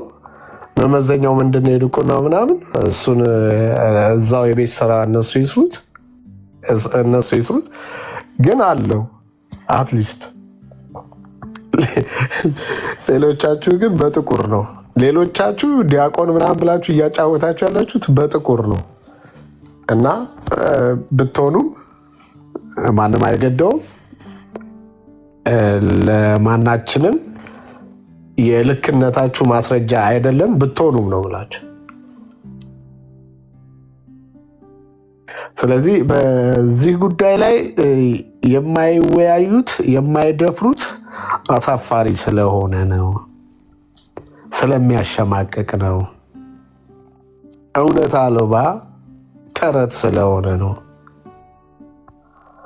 ለነዚህ ነው እኮ አንዳንዶችም ወንጌል አይነገራቸውም ብለው የሚሉት። ለነዚህ ነው ለኦርቶዶክስ ብለው ጠርተዋቸው ለኦርቶዶክስ ወንጌል አይነገራትም፣ ለኦርቶዶክስ ወንጌል አይሰበካትም ብለው የሚሉ እየተፈጠሩም ያሉት ጀርባ እንትን ናቸው የሚባሉት። ምንድን ነው ጀርባ ላይ የሚጣበቅ የሆነ መዥገሮች አሉ አይደለ? በወንጌል አማኝ ስም ተሰግስገው ማለት ነው። እንደዚህ አይነት ስም አሉ። አንዳንድ ደግሞ ያው ከዩቲዩብም ከሆነ ነገሩ ምናምን የሚለቃቀም ነገር ለመልቀም ብሎ በቃ ገድላትና ድርሳናት ላይ ተለጥፋችሁ ገድላትና ድርሳናት ላይ ተከልላችሁ ወንጌልን በጽድቅ ነው ወንጌልን በፍቅር ነው እንጂ እያላችሁ ያዛው የዩቲዩብን ወይ የሆነ ነገርህን መለቃቀሚያ መንገድ እየፈለጋችሁ ለማስጣል ሞከራችኋላችሁ። ይሄን ሁሉ እውነት ምን ለማለት ይሄን ሁሉ እውነት ለማጥፋት ማለት ነው። ስለዚህ በዚህ ቤተ እምነቱ ውስጥ የሚከወነው ድርጊት በተለይ በገድላትና ድርሳናት ላይ ማንም ሊያስቆመው በማይችል መልኩ ማለት ነው። እውነቶች ከዛሬ ነገ ከነገ ወዲያ የተለየ ከነገ በስቲያ የተለያዩ እውነቶች እየወጡ ነው ያሉት። በዚህ እውነት ላይ ምን ሊሉ አይፈልጉም፣ ሊወያዩ አይፈልጉም። ውርደትን መከናነብ አይፈልጓትም። ስለዚህ አፕዴት ያድርግና ዘማርያም ምናምን የምትሉት ወይም ባለፈው እንደተባለው ጸበል ቀጂ ነው ጠጅ ቀጂ ምናምን የተባለው አካል ወጥቶ ያስተዋቸውን ሰዎች ያሸሻቸውን ሰዎች ወይም ያሰረዛቸውን ሰዎች እንዲቀበሉት ያድርግ። እንደገና ይቅርታ ጠይቀው ያኔ በተደራረግነው በወሰንነው ነገር ላይ ለውይይት ቀን ቀጠሮ ይዘን በነበረው ነገር ላይ ሳንገኝ በመቅረታችን ይቅርታ ጠይቀን አሁን ግን ለመወያየት ፈቃደኛ ነን ዝግጁ ነን ብለው እንደገና ይመልሳቸው እንጂ ዘማርያም ጀግና ነው በል እዛ በየኮመንቱ ዘማርያም ጀግና ነው በል። የቃሌን ጥሪ እንኳን አልተቀበለ እኮ። ምክንያት አንተን ውይይት አይቼ አለ እንትን ላይ ዲስሪስፔክት አድርገህ ስለምታወራ ቃሌ ነው ዲስሪስፔክት አድርጎ ቢሆን የቃሌን እውነት ጥሪ ያልተቀበለ እኮ ነው ጀግና የምትሉት ማለት ነው። ለእናንተ ጀግና ጥሪ ያለመቀበል ነው። ዲስሪስፔክት አድርገህ ስለምታወራ እንዴ ኤርሚንም እኮ እንደዛ ብለሃል። ኦርቶዶክስ ቤተ እምነትን ከሚሳደብ ሰው ጋር አንወያይም፣ ከተሳዳቢ ጋር አንወያይም ብለሃል እኮ። ዛሬ ምን ቀጥሮ ዛሬ ምን መጥቶ ነው ብትሉት ያውቀዋል። ኤርሚ እንደማይቀበለው ስለሚያውቅ ብቻ ነው ጥሪ ያደርገው። ፋይንድ አውት ባይ ዮር ዌይ ኤኒዋን። በራሳችሁ መንገድ ይህንን አጣሩ። ለኤርሚ ይህንን ጥሪ ያደረገው ኤርሚ እንዳይቀበለው እንደማይቀበለው ስላወቀ ብቻ ነው። ከዛ በኋላ እኮ ብዙ ጠሪዎች መጡ፣ ብዙ ጠሪ መጡ። መናፍስ ጠሪ እንደሚባሉት ብዙ ጠሪ መጡ እኮ። ከዛ በኋላ 7 ምናምን ዮሐድ በል ናታሊን በል መኩ በል 7 12 እና 15 እኮ ነው የጠሩን። ከዛ በኋላ በእውነት ኢማጂን አንዱን የማትቀበልበት አቋምን ስታሳይ ከዚህ በኋላ ብጠራውም እኔ አይቀበለኝም የሚል እሳቤ ስር ቆሙና እዛ ማማ ላይ ቆሙና ጠሪ ሆኑ። በቃ ይኸው እኔ ጠሪ አድርጌላለሁ፣ ይኸው እኔ ጠሪ እንዴ። ኦርቶዶክሳዊነትን ማረጋገጫ ጥሪ ማድረግ ነው እንዴ? አይደለም። ኦርቶዶክሳዊነት ማረጋገጫ ጥሪ ማድረግ እኮ አይደለም። ግን ጥሪ ስላረጋችሁ ትክክለኛ የምትባሉ አይደለም። ትክክለኝነታችሁ የሚረጋገጠው ለኤርሚያስ ጥሪ ስላረጋችሁ የውይይት ጥሪ የዲቤት ጥሪ ማድረጋችሁ አይደለም። እሱ አይደለም አለመፈርጠጥ፣ ጥሪ መቀበል፣ ቤት ከፍቶ መናገር። አረ አላችሁ፣ እየሞከራችሁ ያላችሁ አላችሁ፣ ግን አልቻላችሁ፣ አቅቷችኋል። ለምን? በአራቱም አቅጣጫ ብትሄዱ ውስብስብ የሆነ ባለፈው ውስብስብ ነው አይደል? አንድ ልጅ ጆዬ ጌታ ይባርክ በኦርቶዶክስ የድነት መንገድ በጣም የተወሳሰበ ነው፣ ውስብስብ ነው አለ። አመነ። አትሊስት ተወሳስቦበታል ለዚህ ልጅ። አያችሁ፣ ይሄ ልጅ የሚያሳየኝ አንድ ልጅ መሆኑን አይደለም፣ ዲቭን ኦርቶዶክስን የሚያሳይ ንግግር እንደተናገረ እኔ ገምታለሁ፣ እኔ አስባለሁ። የመዳኛ መንገድ በኦርቶዶክስ ውስብስብ ነው አለ። ለምን? በእምነት ይልና እምነትን ሳይጨርስ በጥምቀት ይላል። በጥምቀት ይዳናል ይልና ጥምቀትን ሳይጨርስ በስጋዋ ደግሞ በቁርባን ይላል። በቁርባን ይዳናል ብሎ በቁርባኑ ሳይጨርስ በሜሮን ይወስዳል። በሜሮን ብሎ በሜሮን ሳይጨርስ በማርያም ያመጣላል። በማርያም ምልጃ ወይም በማርያም ቤዛነት ይላል። እሱን ብሎ ሳይጨርስ ደግሞ በነ እንትና ተቅማጥ ይላል። እሱን ብሎ ሳይጨርስ ደግሞ ከእንደገና ያበላ የደጎሰ የደገሰ ይልሃል። ስለዚህ ውስብስብ ነው። ውስብስብ ሆኖበታል። በየትኛውም አይመክትም። ዋናው ደግሞ ለክርስትና ዋናው ለአንድ ክርስቲያን ነን ብሎ ዋናው ድህነቱ ላይ ያለው አቋም ነው። እሱ ከተበላሸ ሁሉ ይበላሽ እና የትኛውን ይዞ የትኛውን እንደሚጨብጠው ግራ ሲገባ ለምን በስጋ ደሙም የዘላለም ሕይወት ታገኛለህ ይላል፣ በጥምቀቱም የዘላለም ሕይወት ታገኛለህ ይላል፣ በማመንም የዘላለም ሕይወት ታገኛለህ፣ በሜሮን የዘላለም ሕይወት ታገኛለህ ይላል። ተራራ በመውጣት የተራበን በማብላት የተጠማን ይህን ሁሉ በማድረግ የዘላለም ሕይወት ታገኛለህ ይላል። በየትኛው አላግኝ እና የተወሳሰበ አስተምሮ ባለበት ሂደት ውስጥ ድህነቱን እንኳን አላረጋገጠ ትውልድ አሁን መጥቶ በፈለጋችሁት ርዕስ እንወያይ ሲል እውነት በፈለግነው ርዕስ እውነት ደፍሮ የሚወያይ አይመስልም። ጥሪውን ስላልተቀበልከው ነው። ጥሪውን እንደማትቀበለው ስለሚያውቅ ነው የወጣው እና ስለሱ ልጅ ደጋግማችሁ ኮመንት ባትጽፉ ይሻላችኋል። ያው እጃችሁን ከማድከም ውጭ ሌላ የምትፈጥሩት ነገር ስለሌለ ማለት ዘማርያምን መቼም ነው ማንቀበለው። መቼም ነው እነዚህ ነገሮችን ከላይ ቅድመ ሁኔታዎችን የተቀመጡት ቅድመ ሁኔታዎችን ካላስተካከለ መቼም ፈነዳታል። ስትፈልግ አይደል አኪያለው ትፈነዳታለህ፣ ስትፈልግ ትፈርጣታለህ እንጂ እንዳለው መቼም በይቅርታ እነዚህ ያገድካቸው ወይም ያሸሻቸው አካል ካልመለስካቸው እንዲወያዩ ካላደረግካቸው መቼም እና ለአንተ ይበሉ በቃ ፈሩት ምናምን ይበሉ ለአንተ ይበሉት እና ኦርቶዶክሳውያን ኢፍ ዩ አር ሂር ጀስት ካሚን። ለምንድን ነው በቤታችሁ የማይወራው? ለምንድን ነው ደፍራችሁስ የማትናገሩት? አፋችሁ ሞልታችሁ የማትናገሩት ስለምንድን ነው እያልን ያለ ነው። ኦርቶዶክሳውያን ካላችሁ መግባት ትችላላችሁ።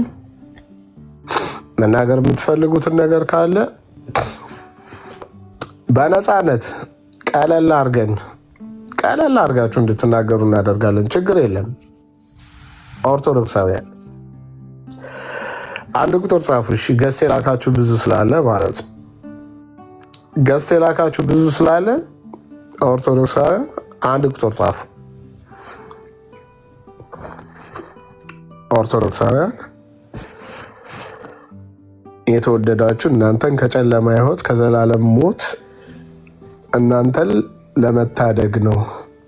እናንተን ነፃ ለማውጣት ነው ግባችን፣ ጎላችን፣ መዳረሻችን እናንተን ነፃ ማውጣት ነው። ብዙ ሰው ደግሞ ነፃ እየወጣ ምስክርነት እየሰማችሁ ነው። በጣም ብዙ ሰው ቁጥሩ እጅግ የበዛ ሰው ከኦርቶዶክስ ቤተ እምነት ውስጥ ነፃ እየወጣ ነው። ከዘላለም ሞት ወደ ዘላለም ሕይወት ግባችን፣ መዳረሻችን እሱ ነው። መጣል ያለባችሁን ጥላችሁ መያዝ ያለባችሁን እንድትይዙ ኦርቶዶክሳውያን ካላችሁ ገዝትም ከላካችሁት መካከል አንድ ቁጥር ጻፉ። ለምን ኦርቶዶክሳውያን መሆናችሁን መለየት እንዲቻል አንድ ቁጥር ጻፉ። ለዛ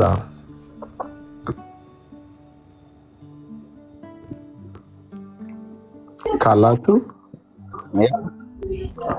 ቴንኪ ወንድምነት ቤንያ ካላችሁ መምጣት ትችላላችሁ። ቤቱ ክፍት ነው። ካልሆነስ ምን ያህል ግን በአርስቶቻቸው እንደሚያፍሩበት ዓለሙ ሁሉ ይወቅ ይስማ እንላለን።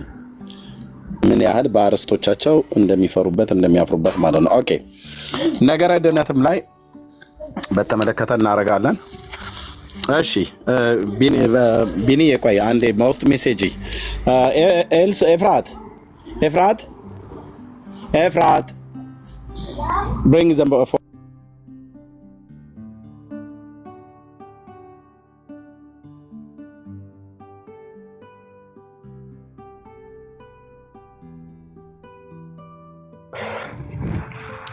እሺ ኤርሚዬ እስክትመለስ ቤተሰብ ታፕታፕ ሼር ኮፒ ሊንክ እያደረጋችሁ ደግሞ እናንተም ቀጥሉ። ኦርቶዶክሳውያን ግን 2 ቦታ ወይ 3 ቦታ አለ ይምጡና ዛሬ እስኪ ይተንፍሱ እስኪ። ለምንድን ነው ይሄ ነገር የማይነገርበት ገብተው የማይወያዩበት ስለምንድን ነው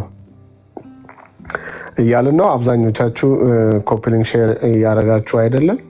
አሁን ግን ማድረግ ጀምሩ። ቁጥሩ ስንት ነው? 16 ነው። 16.3 ነው። 20 ምናምን ማስገባት እንችላለን። አብዛኞቻችሁ ቶሎ አድርጉ። ቶሎ 18.3 ነው። እሺ ዜድ ኦርቶዶክስን አንድ ቁጥር የጻፍከው ወይ ዜድ ትንሽ ወንድምነ ካሮን ነው።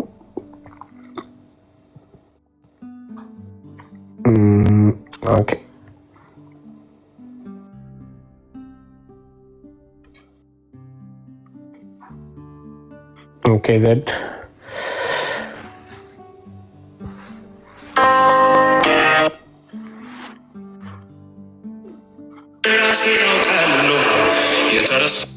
ይቅርታ።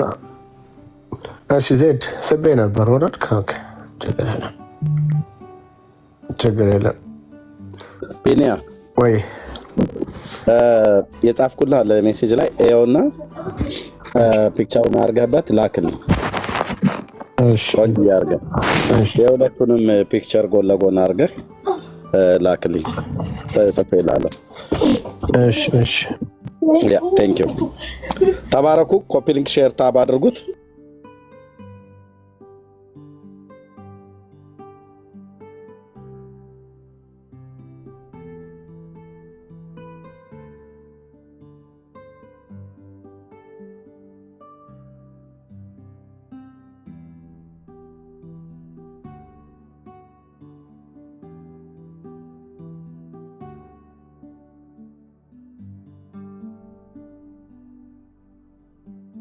እሺ ተባረኩ ቅዱሳን። እዚያ ያላችሁ ሰላም ማለት ትችላላችሁ። ከዛ እየተናበብን እሺ መንዴ እንትን በይና ታችና ማይካንሽና ሰላምታ በይ። ኮፒ ሊንክ ሼር አስደርጊ ምናምን ተተከሽ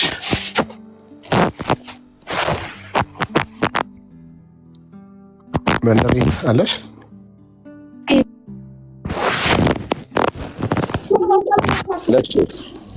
ቴንክ ዩ ቤንያም። ስዕሉን አላክልኝ። ስዕሉን የሁለቱንም ሰዎች ታገኘዋለህ ብዬ ነው። ማውረድ አትችልም ወይስ? እችላለሁ። አንተ የመረጥከው ካለ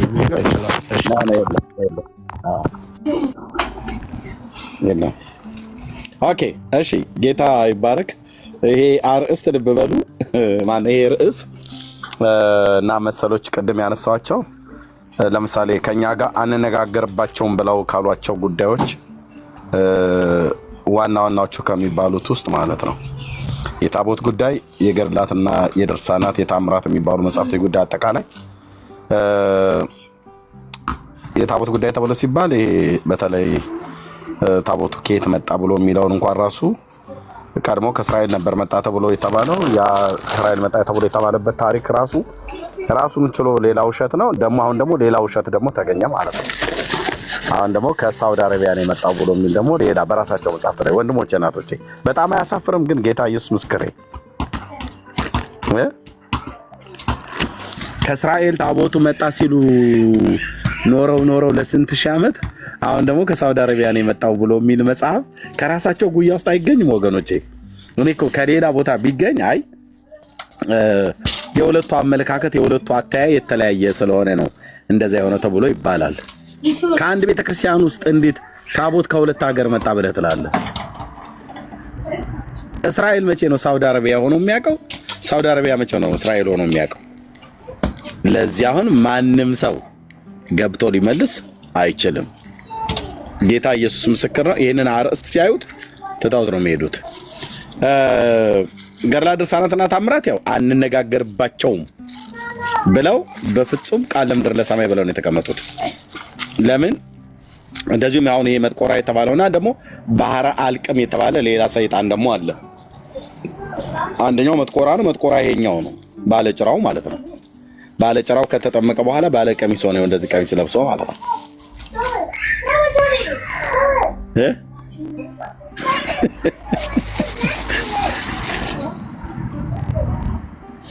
ይሄንን ነው ስዕል አድህኖ ብለው ለዚህ ይሰግዳሉ። ህዝቤ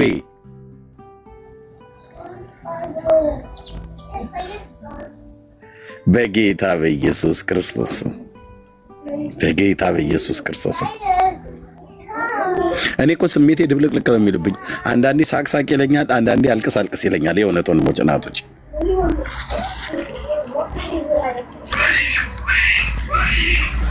ለዚህ ሰግዱና ለምንድን ነው ለእንዲህ አይነት ስዕል የምንሰግደው ብለሰት እኛ ለስዕሉ እኮ አይደለም የምንሰግደው፣ የምንሰግደው ከስዕሉ ጀርባ ላለው ነው። ኤርሚያስ ይለዋል።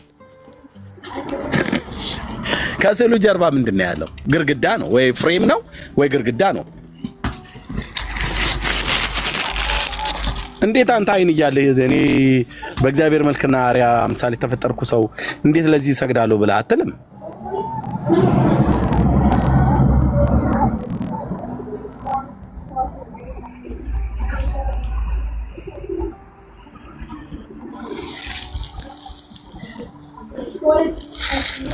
አንተ ደግሞ የቱ ጋር ሄደህ ነው አይኑ ምናምን ነገር ያልከው? የግራ አይኑ ልክ ነው። አንተ የግራ አይኑ ምንድነው? እስቲ ኒኮ ፔንቴኮስ ያጣርተ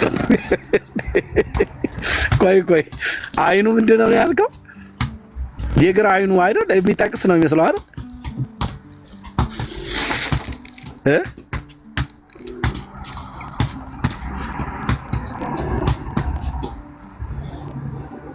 የግራ አይኑ ጨፈን ብሏል፣ የቀኙ ከፈት ብሏል። ጠቀሳ ነው ወይስ ምንድነው? አልገባኝም። ማን ነው ሊያብራራው የሚችል የዚህን የአይን መጨፈን ጉዳይ?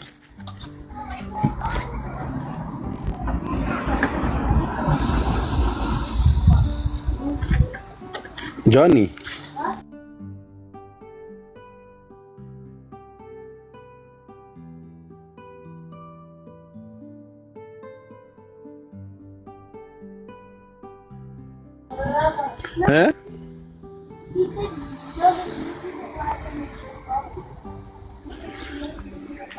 ሞት ይሆናል ኤርሚዬ፣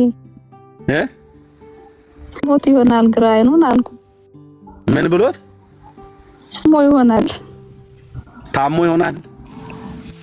የግራ አይኑ ጨፈን ብሏል። this is so confusing፣ ግራ የሚያጋባ ነው። እኔና አፈር ይብላኝ ይላል።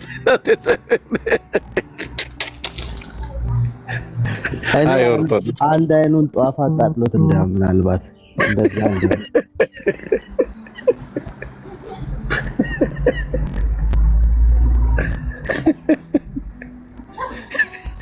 ግፍህ ጧፍ አቃጥሎት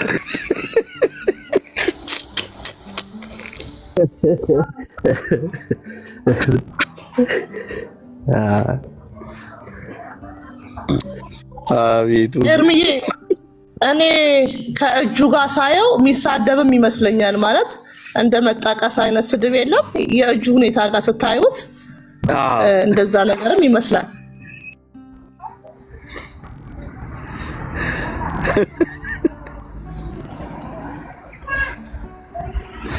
ህዝቤ ለዚህ ነው እኮ ይሰግድ፣ ለዚህ ይሰግድልሃል። ለምን ትሰግዳለህ? ለዚህ ስትለው ከስዕሉ እኛ ለስዕሉ አይደለም ከስዕሉ ጀርባ ነው ላለው ነው ብንሰግደው ብሎ ይላል። ኤኒዌይ ወገኖቼ፣ እውነት የአባቶች አምላክ የአባቶች አምላክ የዘመኔ ቁጥር እስኪያልቅ ድረስ አንተን ቆሜ አይደለም ተዘቅዝቄ እንኳን ላምልክህ። ኧረ ማን ገብቶ ሰኒ ጅራት እንዳለው ይንገሩን ምናምን ነገር ማንም አይገባም። ቀንዱም አለ ከአናቱ ላይ ጅራቱም አለ። ይሄ እኮ ህዳር 29 እኮ በስርዓት እኮ ታቦት የሚያወጡለት እኮ ሰይጣን እኮ ነው። ህዳር 29 ለቤተሰቦቻችሁ ንገሯቸው። አንዱ ከአንዱ እየተጻጻፋችሁ እየተደዋወላችሁ ንገሯቸው። ይሄንን ስክሪንሾት አድርጋችሁት ሪካርድ አድርጋችሁ ህዳር 29 ቀን ሰሜን ሸዋ ደነባ ወረዳ ገዳሙ አለ ቤተክርስቲያኑ በስርዓት ማህሌት ይቆምለታል፣ ይታጠንለታል፣ ይሰገድለታል። ምን ሰይጣን ይታጠንለታል፣ ሰይጣን ይሰገድለታል። ኦፊሻሊ እኛ አሁን በስዕል በኩል ሰይጣን ያድራል ብለን አይደል የምንናገረው? ራሱ ሰይጣኑ ይሰገድለታል፣ ይታጠንለታል። ራሱ ሰይጣኑ ታቦት ተቀርጾለት ማለት ነው። ልብ በሉ። ራሱ ሰይጣኑ ለፎቶ ይሄው የሰይጣኑ ፎቶ ባለ ጭራው ባለ ቀንዱ ማለት ነው።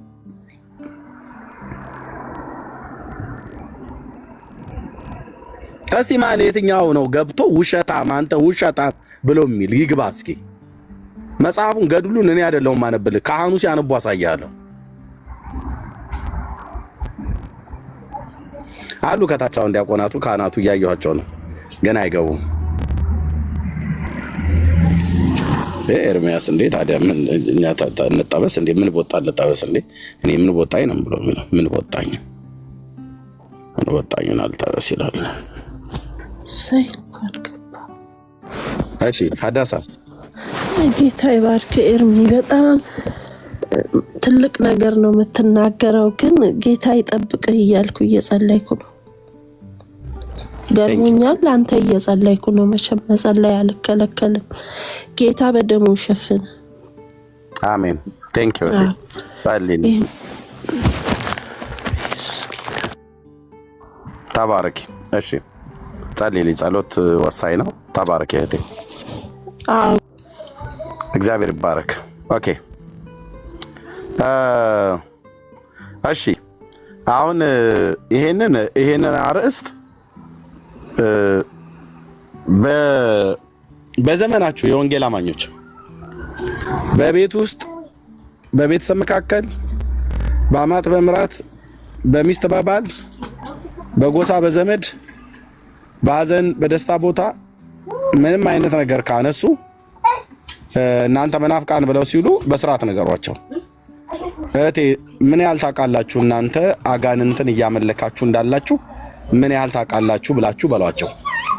ኧረ በፍጹም ብለው ካሉ ኧረ በስርዓት ህዳር 29 ቀን ያዙ፣ ሪከርድ አድርጋችሁ ህዳር 29 ቀን በዓሉ ይከብራል ወይ ደግሞ በዓሉ ይውላል።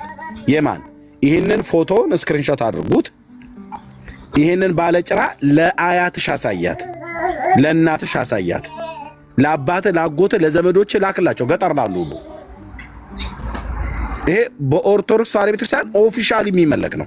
ህዳር 29 ቀን ሰሜን ሸዋ ነው፣ ደነባ ወረዳ ውስጥ በአልባሳ ገብርኤል 15 ኪሎ ሜትር አለ። ከኮምቦልቻ 5 ኪሎ ሜትር ርቀት ላይ ገዳሙ አለ። የማን ገዳም? የሰይጣኑ ገዳም። የታለ ሰይጣኑ? ይኸው ራሷ ቤተክርስቲያኑ ናት ይህንን ስለ አድኖ ያደረገችው ማለት ነው። እና ይህንን ነው የምታመልኪው ማየ ብላችሁ በሏቸው ማለት ነው። ይህንን ከማምለክ ወጥተው ሕያውን አምላክ የእግዚአብሔር ልጅ ኢየሱስ ክርስቶስን ወደ ማምለክ እንዲመጡ የሆነ ጥሪ እናደርግልሃለን። አንተ ህሊና የሚሰራ ከሆነ ማለት ነው። ህሊና የሚሰራ ከሆነ ህሊናችሁ የሚሰራ ከሆነ ከዚህ ወንድሞቼ እናቶቼ ከእንዲህ አይነት በጣም ለመናገር እንኳን ክርስትና ተብሎ እንዴት ሰው ሰይጣንን ያመልካል? ሰይጣንን የሚያመልክ ክርስቲያን ምን ተብሎ ይባላል? ወንድሞቼ እናቶቼ በምንኛ መዝገበ ቃላት ታስረዳኛለህ? ይሄ እኮ ለዘላለም አንገታችሁን ደፍታችሁ አፍራችሁ ተሸማቃችሁ የምትሄዱበት ነው። ሙስሊሞቹ ሁሉ እጅ ላይ ገብተዋል፣ ሰምተውልሃል ማለት ነው። ጠይቋቸው። እያንዳንዱ ኦርቶዶክሳዊ መጠየቅ ካለበት ከዚህ ነው። ኢየሱስ ክርስቶስን አይደለም እነሱ የሚያመልኩት፣ እሱም ብቻ አይደለም የሚያመልኩት፣ ሰይጣንንም ነው ኦፊሻሊ የሚያመልኩት። ታቦት ተቀርጾለት ማለት ነው። ለምን ዝም አሉ በዚህ ጉዳይ ላይ? እሺ እኛ ቤት አይግቡ አይናገሩ። ለምን ቤታቸውን ከፍተው እንዴ እንደዚህማ ሊሆን አይገባም፣ ቤተክርስቲያናችን እንደዚህ ልታደርግ አይገባም ለምን አላሉም? ማንም ያለ የለም። ለምን በታቦት ጉዳይ አያወሩም? ከእስራኤል መጣ ተብሎ የተባለው አያወሩ። ለምን ያፍሩበታል? ስለሚያፍሩበት ማለት ነው። በዚህም አሁን በዚህ አርስት ባርኮትም ያፍራሉ። በታቦቱም ጉዳይ ከእስራኤል መጣ ብሎ በሚሉትም ታቦት ጉዳይ ያፍራሉ። በገድላት በድርሳናቱማ በቃ ለዘላለም ላይነሱ ነው የተሰበሩት። ገድላት፣ ድርሳናት፣ ተአምራትን ላይነሱ ነው ለዘላለም የደቀቁት። ብራዘር በሱም ያፍራሉ። በብፁዕ አቡነ እንድርያስ ጉዳይ ለምንድን ነው የማያወሩት? ታቦት ለእስላም ሰጥተው አስደግመው ምናምን ነገር ተብሎ ጠቅላይ ቤተ ክህነት ግቢ ውስጥ ተቀብሮ ለምንድን ነው በሱ ጉዳይ ላይ የማያወሩት? ለምን ዝም አሉ? ውሸት ስለሆነ ነው? አያወሩም።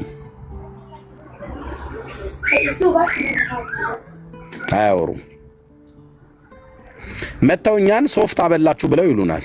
እነሱ ቤት ስለሚበላው አተላ ስለሚጠጣው እጣቢ ቃል በቃል በመጽሐፍቶቻቸው ነው የተጻፈው። የኛስ አንድ ግለሰብ ነው በትክክል አላደረከውም ብለነዋል። ባደረገው ነገር ትክክል አይደለም ያደረኩትም ብሏል። ኦኬ አንድ ግለሰብ ነው ያደረገው ለምምር ከተባለ ማለት ነው። እጣቢ ጠጥተህ ትጸድቃለህ ብሎ የሚል እኮ የተጻፈ እኮ መጽሐፍ እኮ ነው ያለው። የድስት እጣቢ ጠጥተህ ማለት ነው።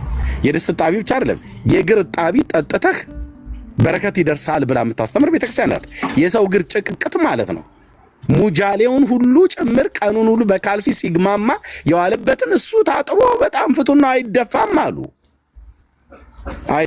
አሉ። በየትኛው ንጽህና ነው መጣው መናፍቃን ጴንጤ ምናምን ነገር ብሎ የሚል ይሄ እጣቢ የሚጠጣ ትውልድ ሁሉ ማለት እኮ ነው። ማን ነው ያሉት? አባ ገብረ ኪዳን ናቸው ያሉት። እንዴት የሰው የእግር እጣቢ እንዴት ይጠጣል? ወንድሞች እናቶች፣ ይሄ ክርስትና ነው ወይ? ይሄ እምነት ነው ይባላል? ወንድሞቼ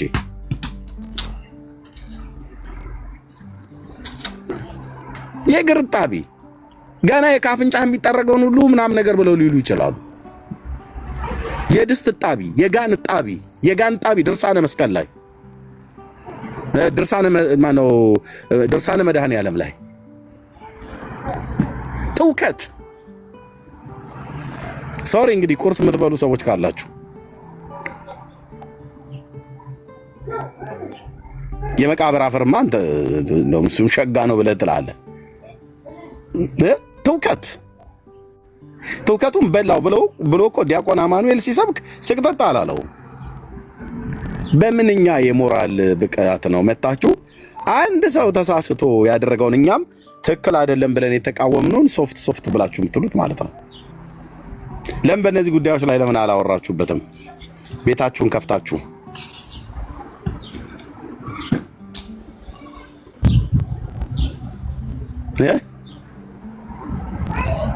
ተቅማጥ፣ ትውከት፣ እግር እጣቢ በሙሉ ቆሻሻ የሆነ ነገር ሁሉ በሙሉ ማለት ነው።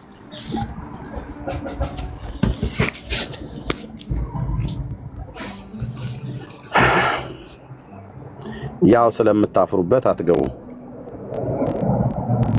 ዓለሙ ይስማ።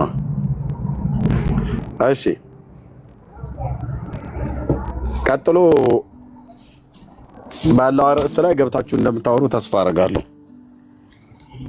በዚያውን ቀጥሎ በማረጋው ገብታችሁ እንደምታወሩ ተስፋ አደርጋለሁ።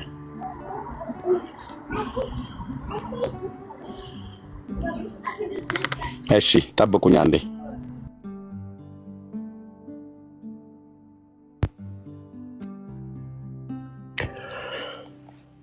እሺ ቤተሰብ ታፕታፕ ሼር ኮፒ ሊንክ እያደረጋችሁ እንግዲህ አብረን እያገለገልን ስለሆነ ቴንኪው ወንድምነት ተባረክ ስለላክልኝ። እሺ በዚህ አርዕስት ላይ የሚያወራ በልሳን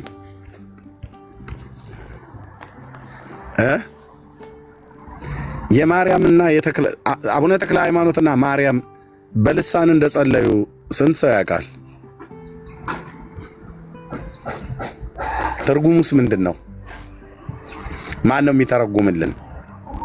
የማንንና የማንን ትርጉም? የአቡነ ተክለ ሃይማኖትና የማርያምን ትርጉም ምን? የልሳናቸውን ትርጉም ማን ነው የሚተረጉምልን? በልሳን ጸልየዋል? አሃ ከጸለየው አንተ ለምን አትጸልይም? ለማርያምና ለተክለ ሃይማኖት ልሳን ከተሰጣቸው ለአንተ ኦርቶዶክሳዊ ለምን አልተሰጠህም? ካልተሰጠ ማለት ነው። ከተሰጠህስ ምን እያልክ ነው የምትጸልየው? ትርጉሙን ታውቀዋለህ?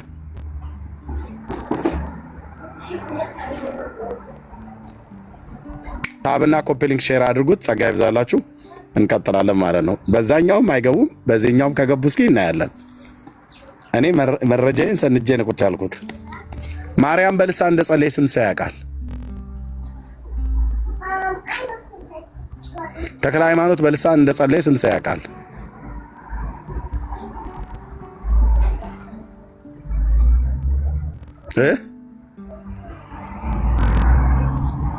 ኦርቶዶክስ ነቃ በሉ እንጂ እንዴ! ነቃ በሉ እንጂ። የምን መፍዘዝ ነው? ነቃ በሉ። ግቡና እናውራ። ቤት እኮ ከከፈትን ቆየን እኮ። ማውራት ይቻላል? ይቅርታ ወንድሜ። ትቻለሽ። እሺ፣ ኬት ቤተ እምነት ነው ታችን? እሺ፣ ሶሪ ለተቀበለ። እሺ፣ እንኳን ደህና መጣሽ። አመሰግናለሁ እድሉን ስለሰጣችሁ። እሺ፣ ቀጥይ እህታችን። እሺ፣ አሁን በምትናገረው ነገር ላይ በመጀመሪያ ስላስቀመጥከው ስል መናገር ከቻልኩኝ ትችያለሽ። የቀድሞም ላይ የአሁኑም ላይ። እሺ፣ ማለት አሁን ለምሳሌ እነኚህ ቅዱሳን እኛ አሁን ቅዱሳን ስዕላት የምንላቸው ለምን አገልግሎት እንደሚውሉ ለምንምስ እንደሚሳሉ እኛ እናውቃለን። ኦኬ። አሁን እነኚህ ስዕላት ሲሳሉ ስዕላቱን አይደለም እኛ አሁን እንትን የምናደርገው ይሄ አምልኮት የምንሰጣቸው ወይም ደግሞ የምናመልካቸው ማለት ነው። ሁሉም ቅዱሳን ስዕላት ሲሳሉ የራሳቸው መልእክት አላቸው። እዛ ስዕል ላይ መልእክቱ ምንድን ነው የሚለውን ነገር መረዳትና ማወቅ ያስፈልገናል መጀመሪያ ማለት ነው። ሁሉም ቅዱሳን ስዕላት ያለ መልእክት ወይም ደግሞ ያለ ምንም ነገር አይደለም የሚቀመጠው እዛ ላይ። አሁን እዚህ ጋር ያስቀመጥከው ስዕል ይሄ አሁን መልእክት አለው። መልእክቱ ምንድን ነው የሚለውን ነገር ደግሞ በጥልቀት ማየትና መረዳት ያስፈልጋል። ዝም ብሎ ስለታየ ብቻ ኦርቶዶክስ ሰይጣንን ከዚህ ጋር እንደዚህ አድርጋ ታመልካለች ማለት አይቻልም። ምንድነው መልእክቱ የሚለውን በጥልቀት ማየት ያስፈልገናል ማለት ነው።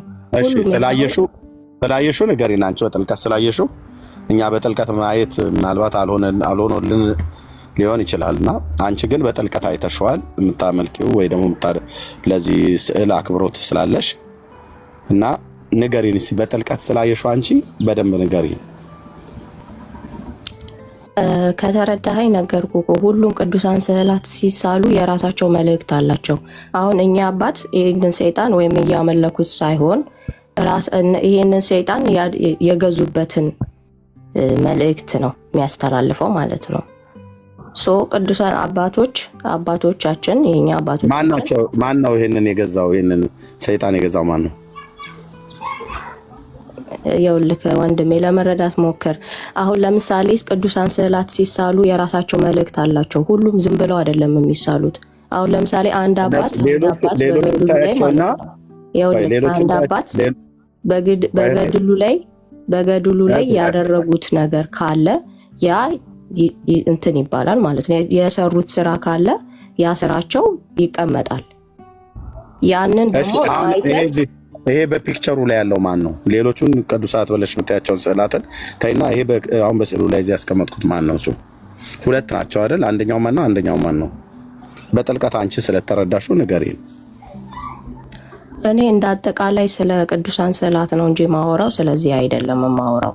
እንደ አጠቃላይ ለምንድን ነው ሊሳሉ የሚችሉት ለምንስ ይውላሉ የሚለውን ሀሳብ ነው ለመናገር እየሞከርኩ ያለሁት። ማን ነው ይሄ ባለጭራው? አሁን ማን ነው ተብሎ የሚባለው?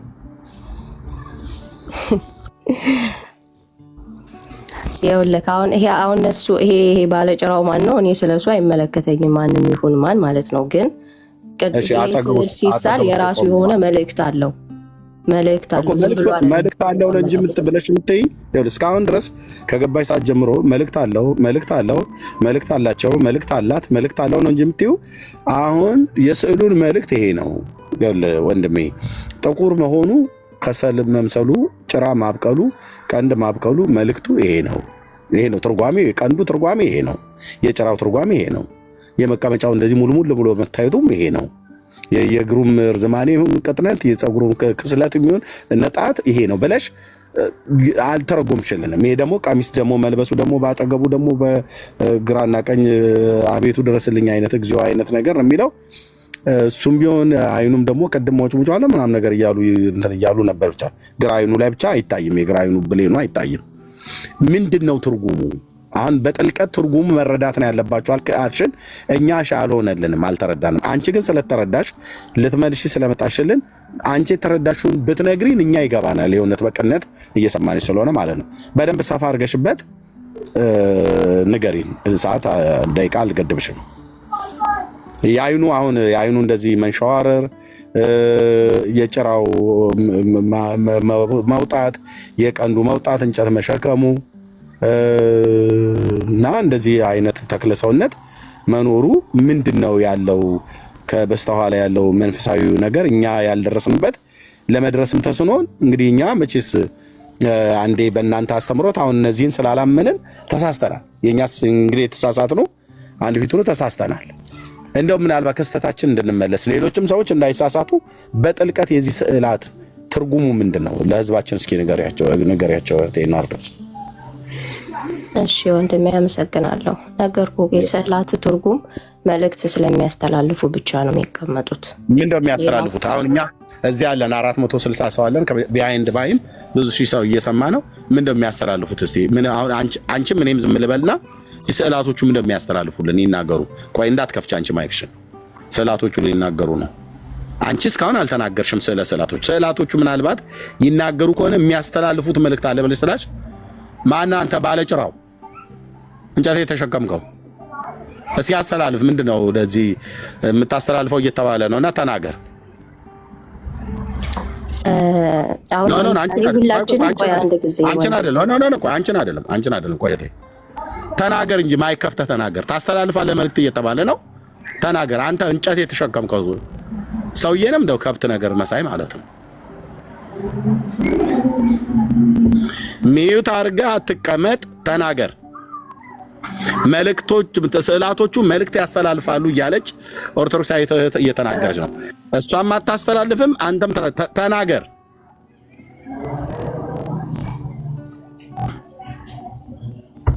የለም የተሸከመው እንጨት ደክሞት ነው መሰለኝ እሱኛው እንትን። እሺ በግራ በኩል ነው በግራ በኩል ያለው በእኔ ግራ በኩል የቆንቀው በአይን መጥቀስ ትተህ ተናገር። ምንድነው አንተስ ልታስተላልፍ የፈለከው መልእክት?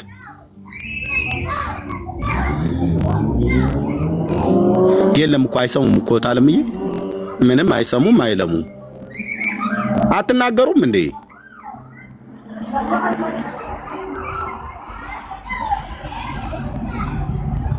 ይሄኛው በአይኑ ብቻ ነው የሚጠቅሰን፣ በግራ አይኑ ጠቅሶናል። ያው ላሽ በላ አይነት ነገር እያለኝ መሰለኝ በዘመንኛው የእነሱ ልጨርስ ብዬ ነው እመጣለሁ። እነሱ ምንም አልተናገሩም። ይኸውልሽ እስካሁን የሚያስተላልፉት መልእክት አላልሽኝ። ምንም የሚያስተላልፉትን መልእክት የጭራዬ እንደዚህ መሆን ብሎም አልተናገረም። የቀንዴም እንደዚህ መውጣት፣ የእንጨቱን መሸከም ብሎ ምንም ያስተላልፈው ነገር የለም። አንቺ ግን የምታስተላልፊው ነገር ካለ እነሱ መናገር ያቃታቸው ተመላኪው ካልተናገረ አምላኪው ይናገራልና አንቺ አስተላልፊ እስቲ። ምንድነው መልእክታቸው? ምናልባት አፍረው ሊሆን ይችላል፣ እነሱ በጣንም አላጠንላቸው ሊሆን ይችላል። እሺ አመሰግናለሁ። እኔ መጀመሪያም ለመናገር እንደሞከርኩት አሁን በዚህ መንገድ እንደዚህ ሁላችንም መቼም አእምሮ አለን አይደል? መቼም የተቀመጠ ነገር ግዑዝ የሆነ ነገር ሊናገር አይችልም። እንደዚህ ማሰብ እንትንም ማውራት አይጠበቅብህም ለማለት ፈልጌ ነው። እና ሁሉም ቅዱሳን ስዕላተኛ አሁን ለምሳሌ ሁሉም በቤተክርስቲያችንም እኔም አሁን ኢቭን ያለኝ ነገር አለ። አሁን ለምሳሌ የጌታችን የመድኃኒዓለም እንትን አለኝ፣ ቅዱስ ስዕል አለኝ አሁን ለምሳሌ ማለት ነው።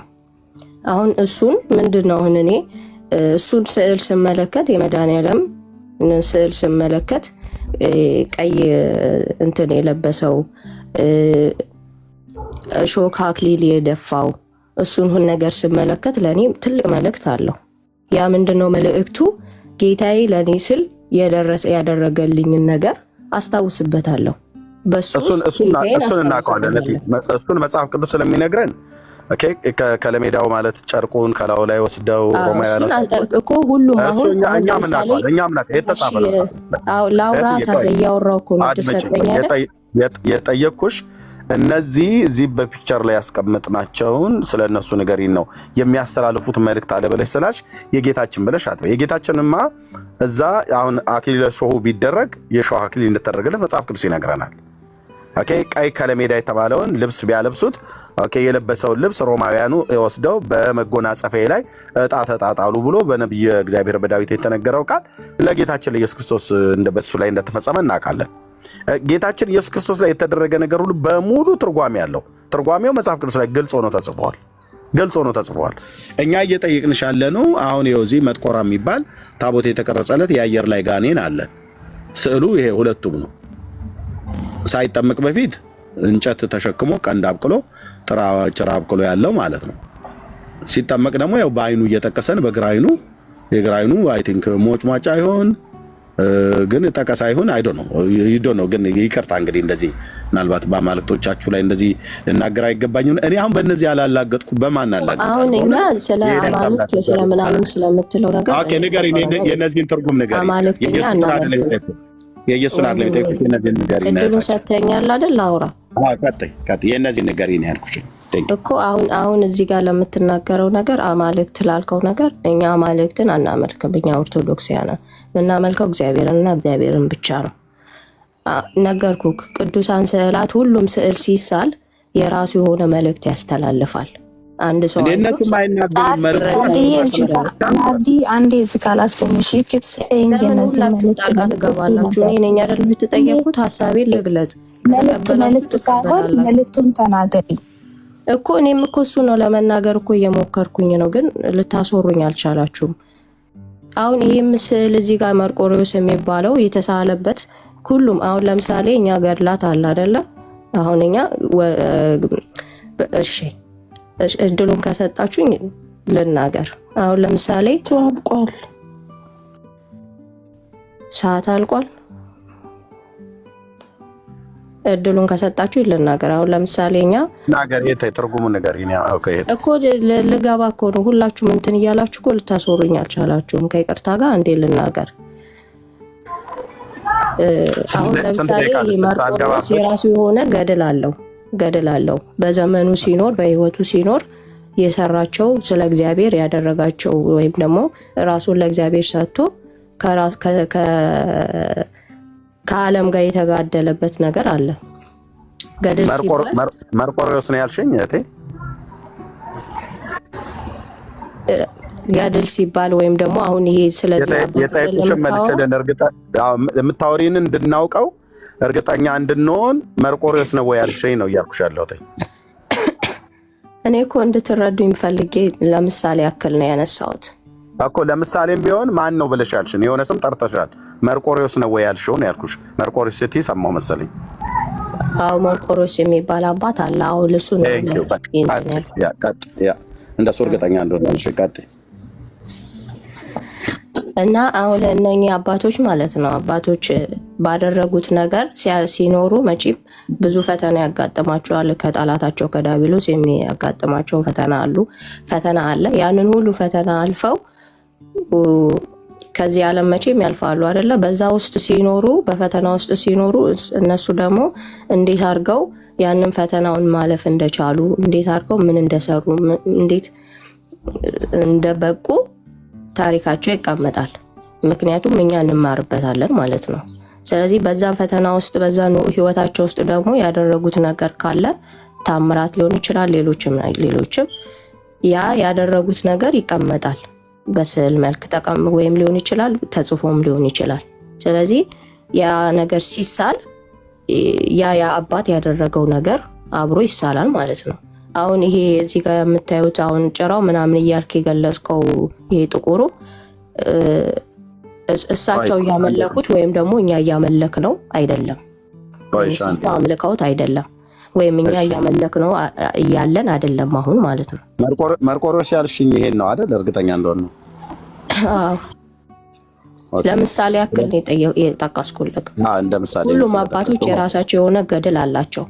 ገድል ደግሞ ማለት እኛ ኦርቶዶክሳውያን የምናምነው ገድል ስንል አንድ አባት በህይወቱ ሲኖር ያሳለፋቸው ነገሮች ተጽፎ እኛ እንድንማርበት የተቀመጠ ነገር ነው ብለን ነው የምናምነው። ከዛ አባት የምንወስደው መልካም ጥያቄ እንጠይቅሽ። እንደ ምሳሌ ከጠቀሽው ላይ ጥያቄ ልጠይቅሽ። ይሄ መርቆሬዎስ ነው አይደል? ይሄ በእጁ የያዘው ምንድን ነው? ጦር ነው የያዘው። ይሄ የሚንጠባጠበው ምንድን ነው? ላይክ እንደ ደም ነገር መሰለኝ። ደም? የማን ደም ነው? አይ ቲንክ ሰውየውን ገሎት ነው። መቼ ነው የሆነው? በብሉይ ኪዳን ነው በአዲስ ኪዳን ነው? የምን የዚህ የገሉ ነው? አዎ መርቆሬዎስ ሰውየውን ገሎት ነው አይደል? በጦር ወቅቶት ገሎት ነው አይደል? ደግሞ የሚንጠባጠበው ይሄ በብሉይ ኪዳን የተደረገ ነው ወይስ በአዲስ ኪዳን የተደረገ ነው? በአዲስ ኪዳን። ምክንያቱም ጌታችን ሰማዕት ነው አይደል መርቆሬዎስ? አዎ ሰማዕት ነው።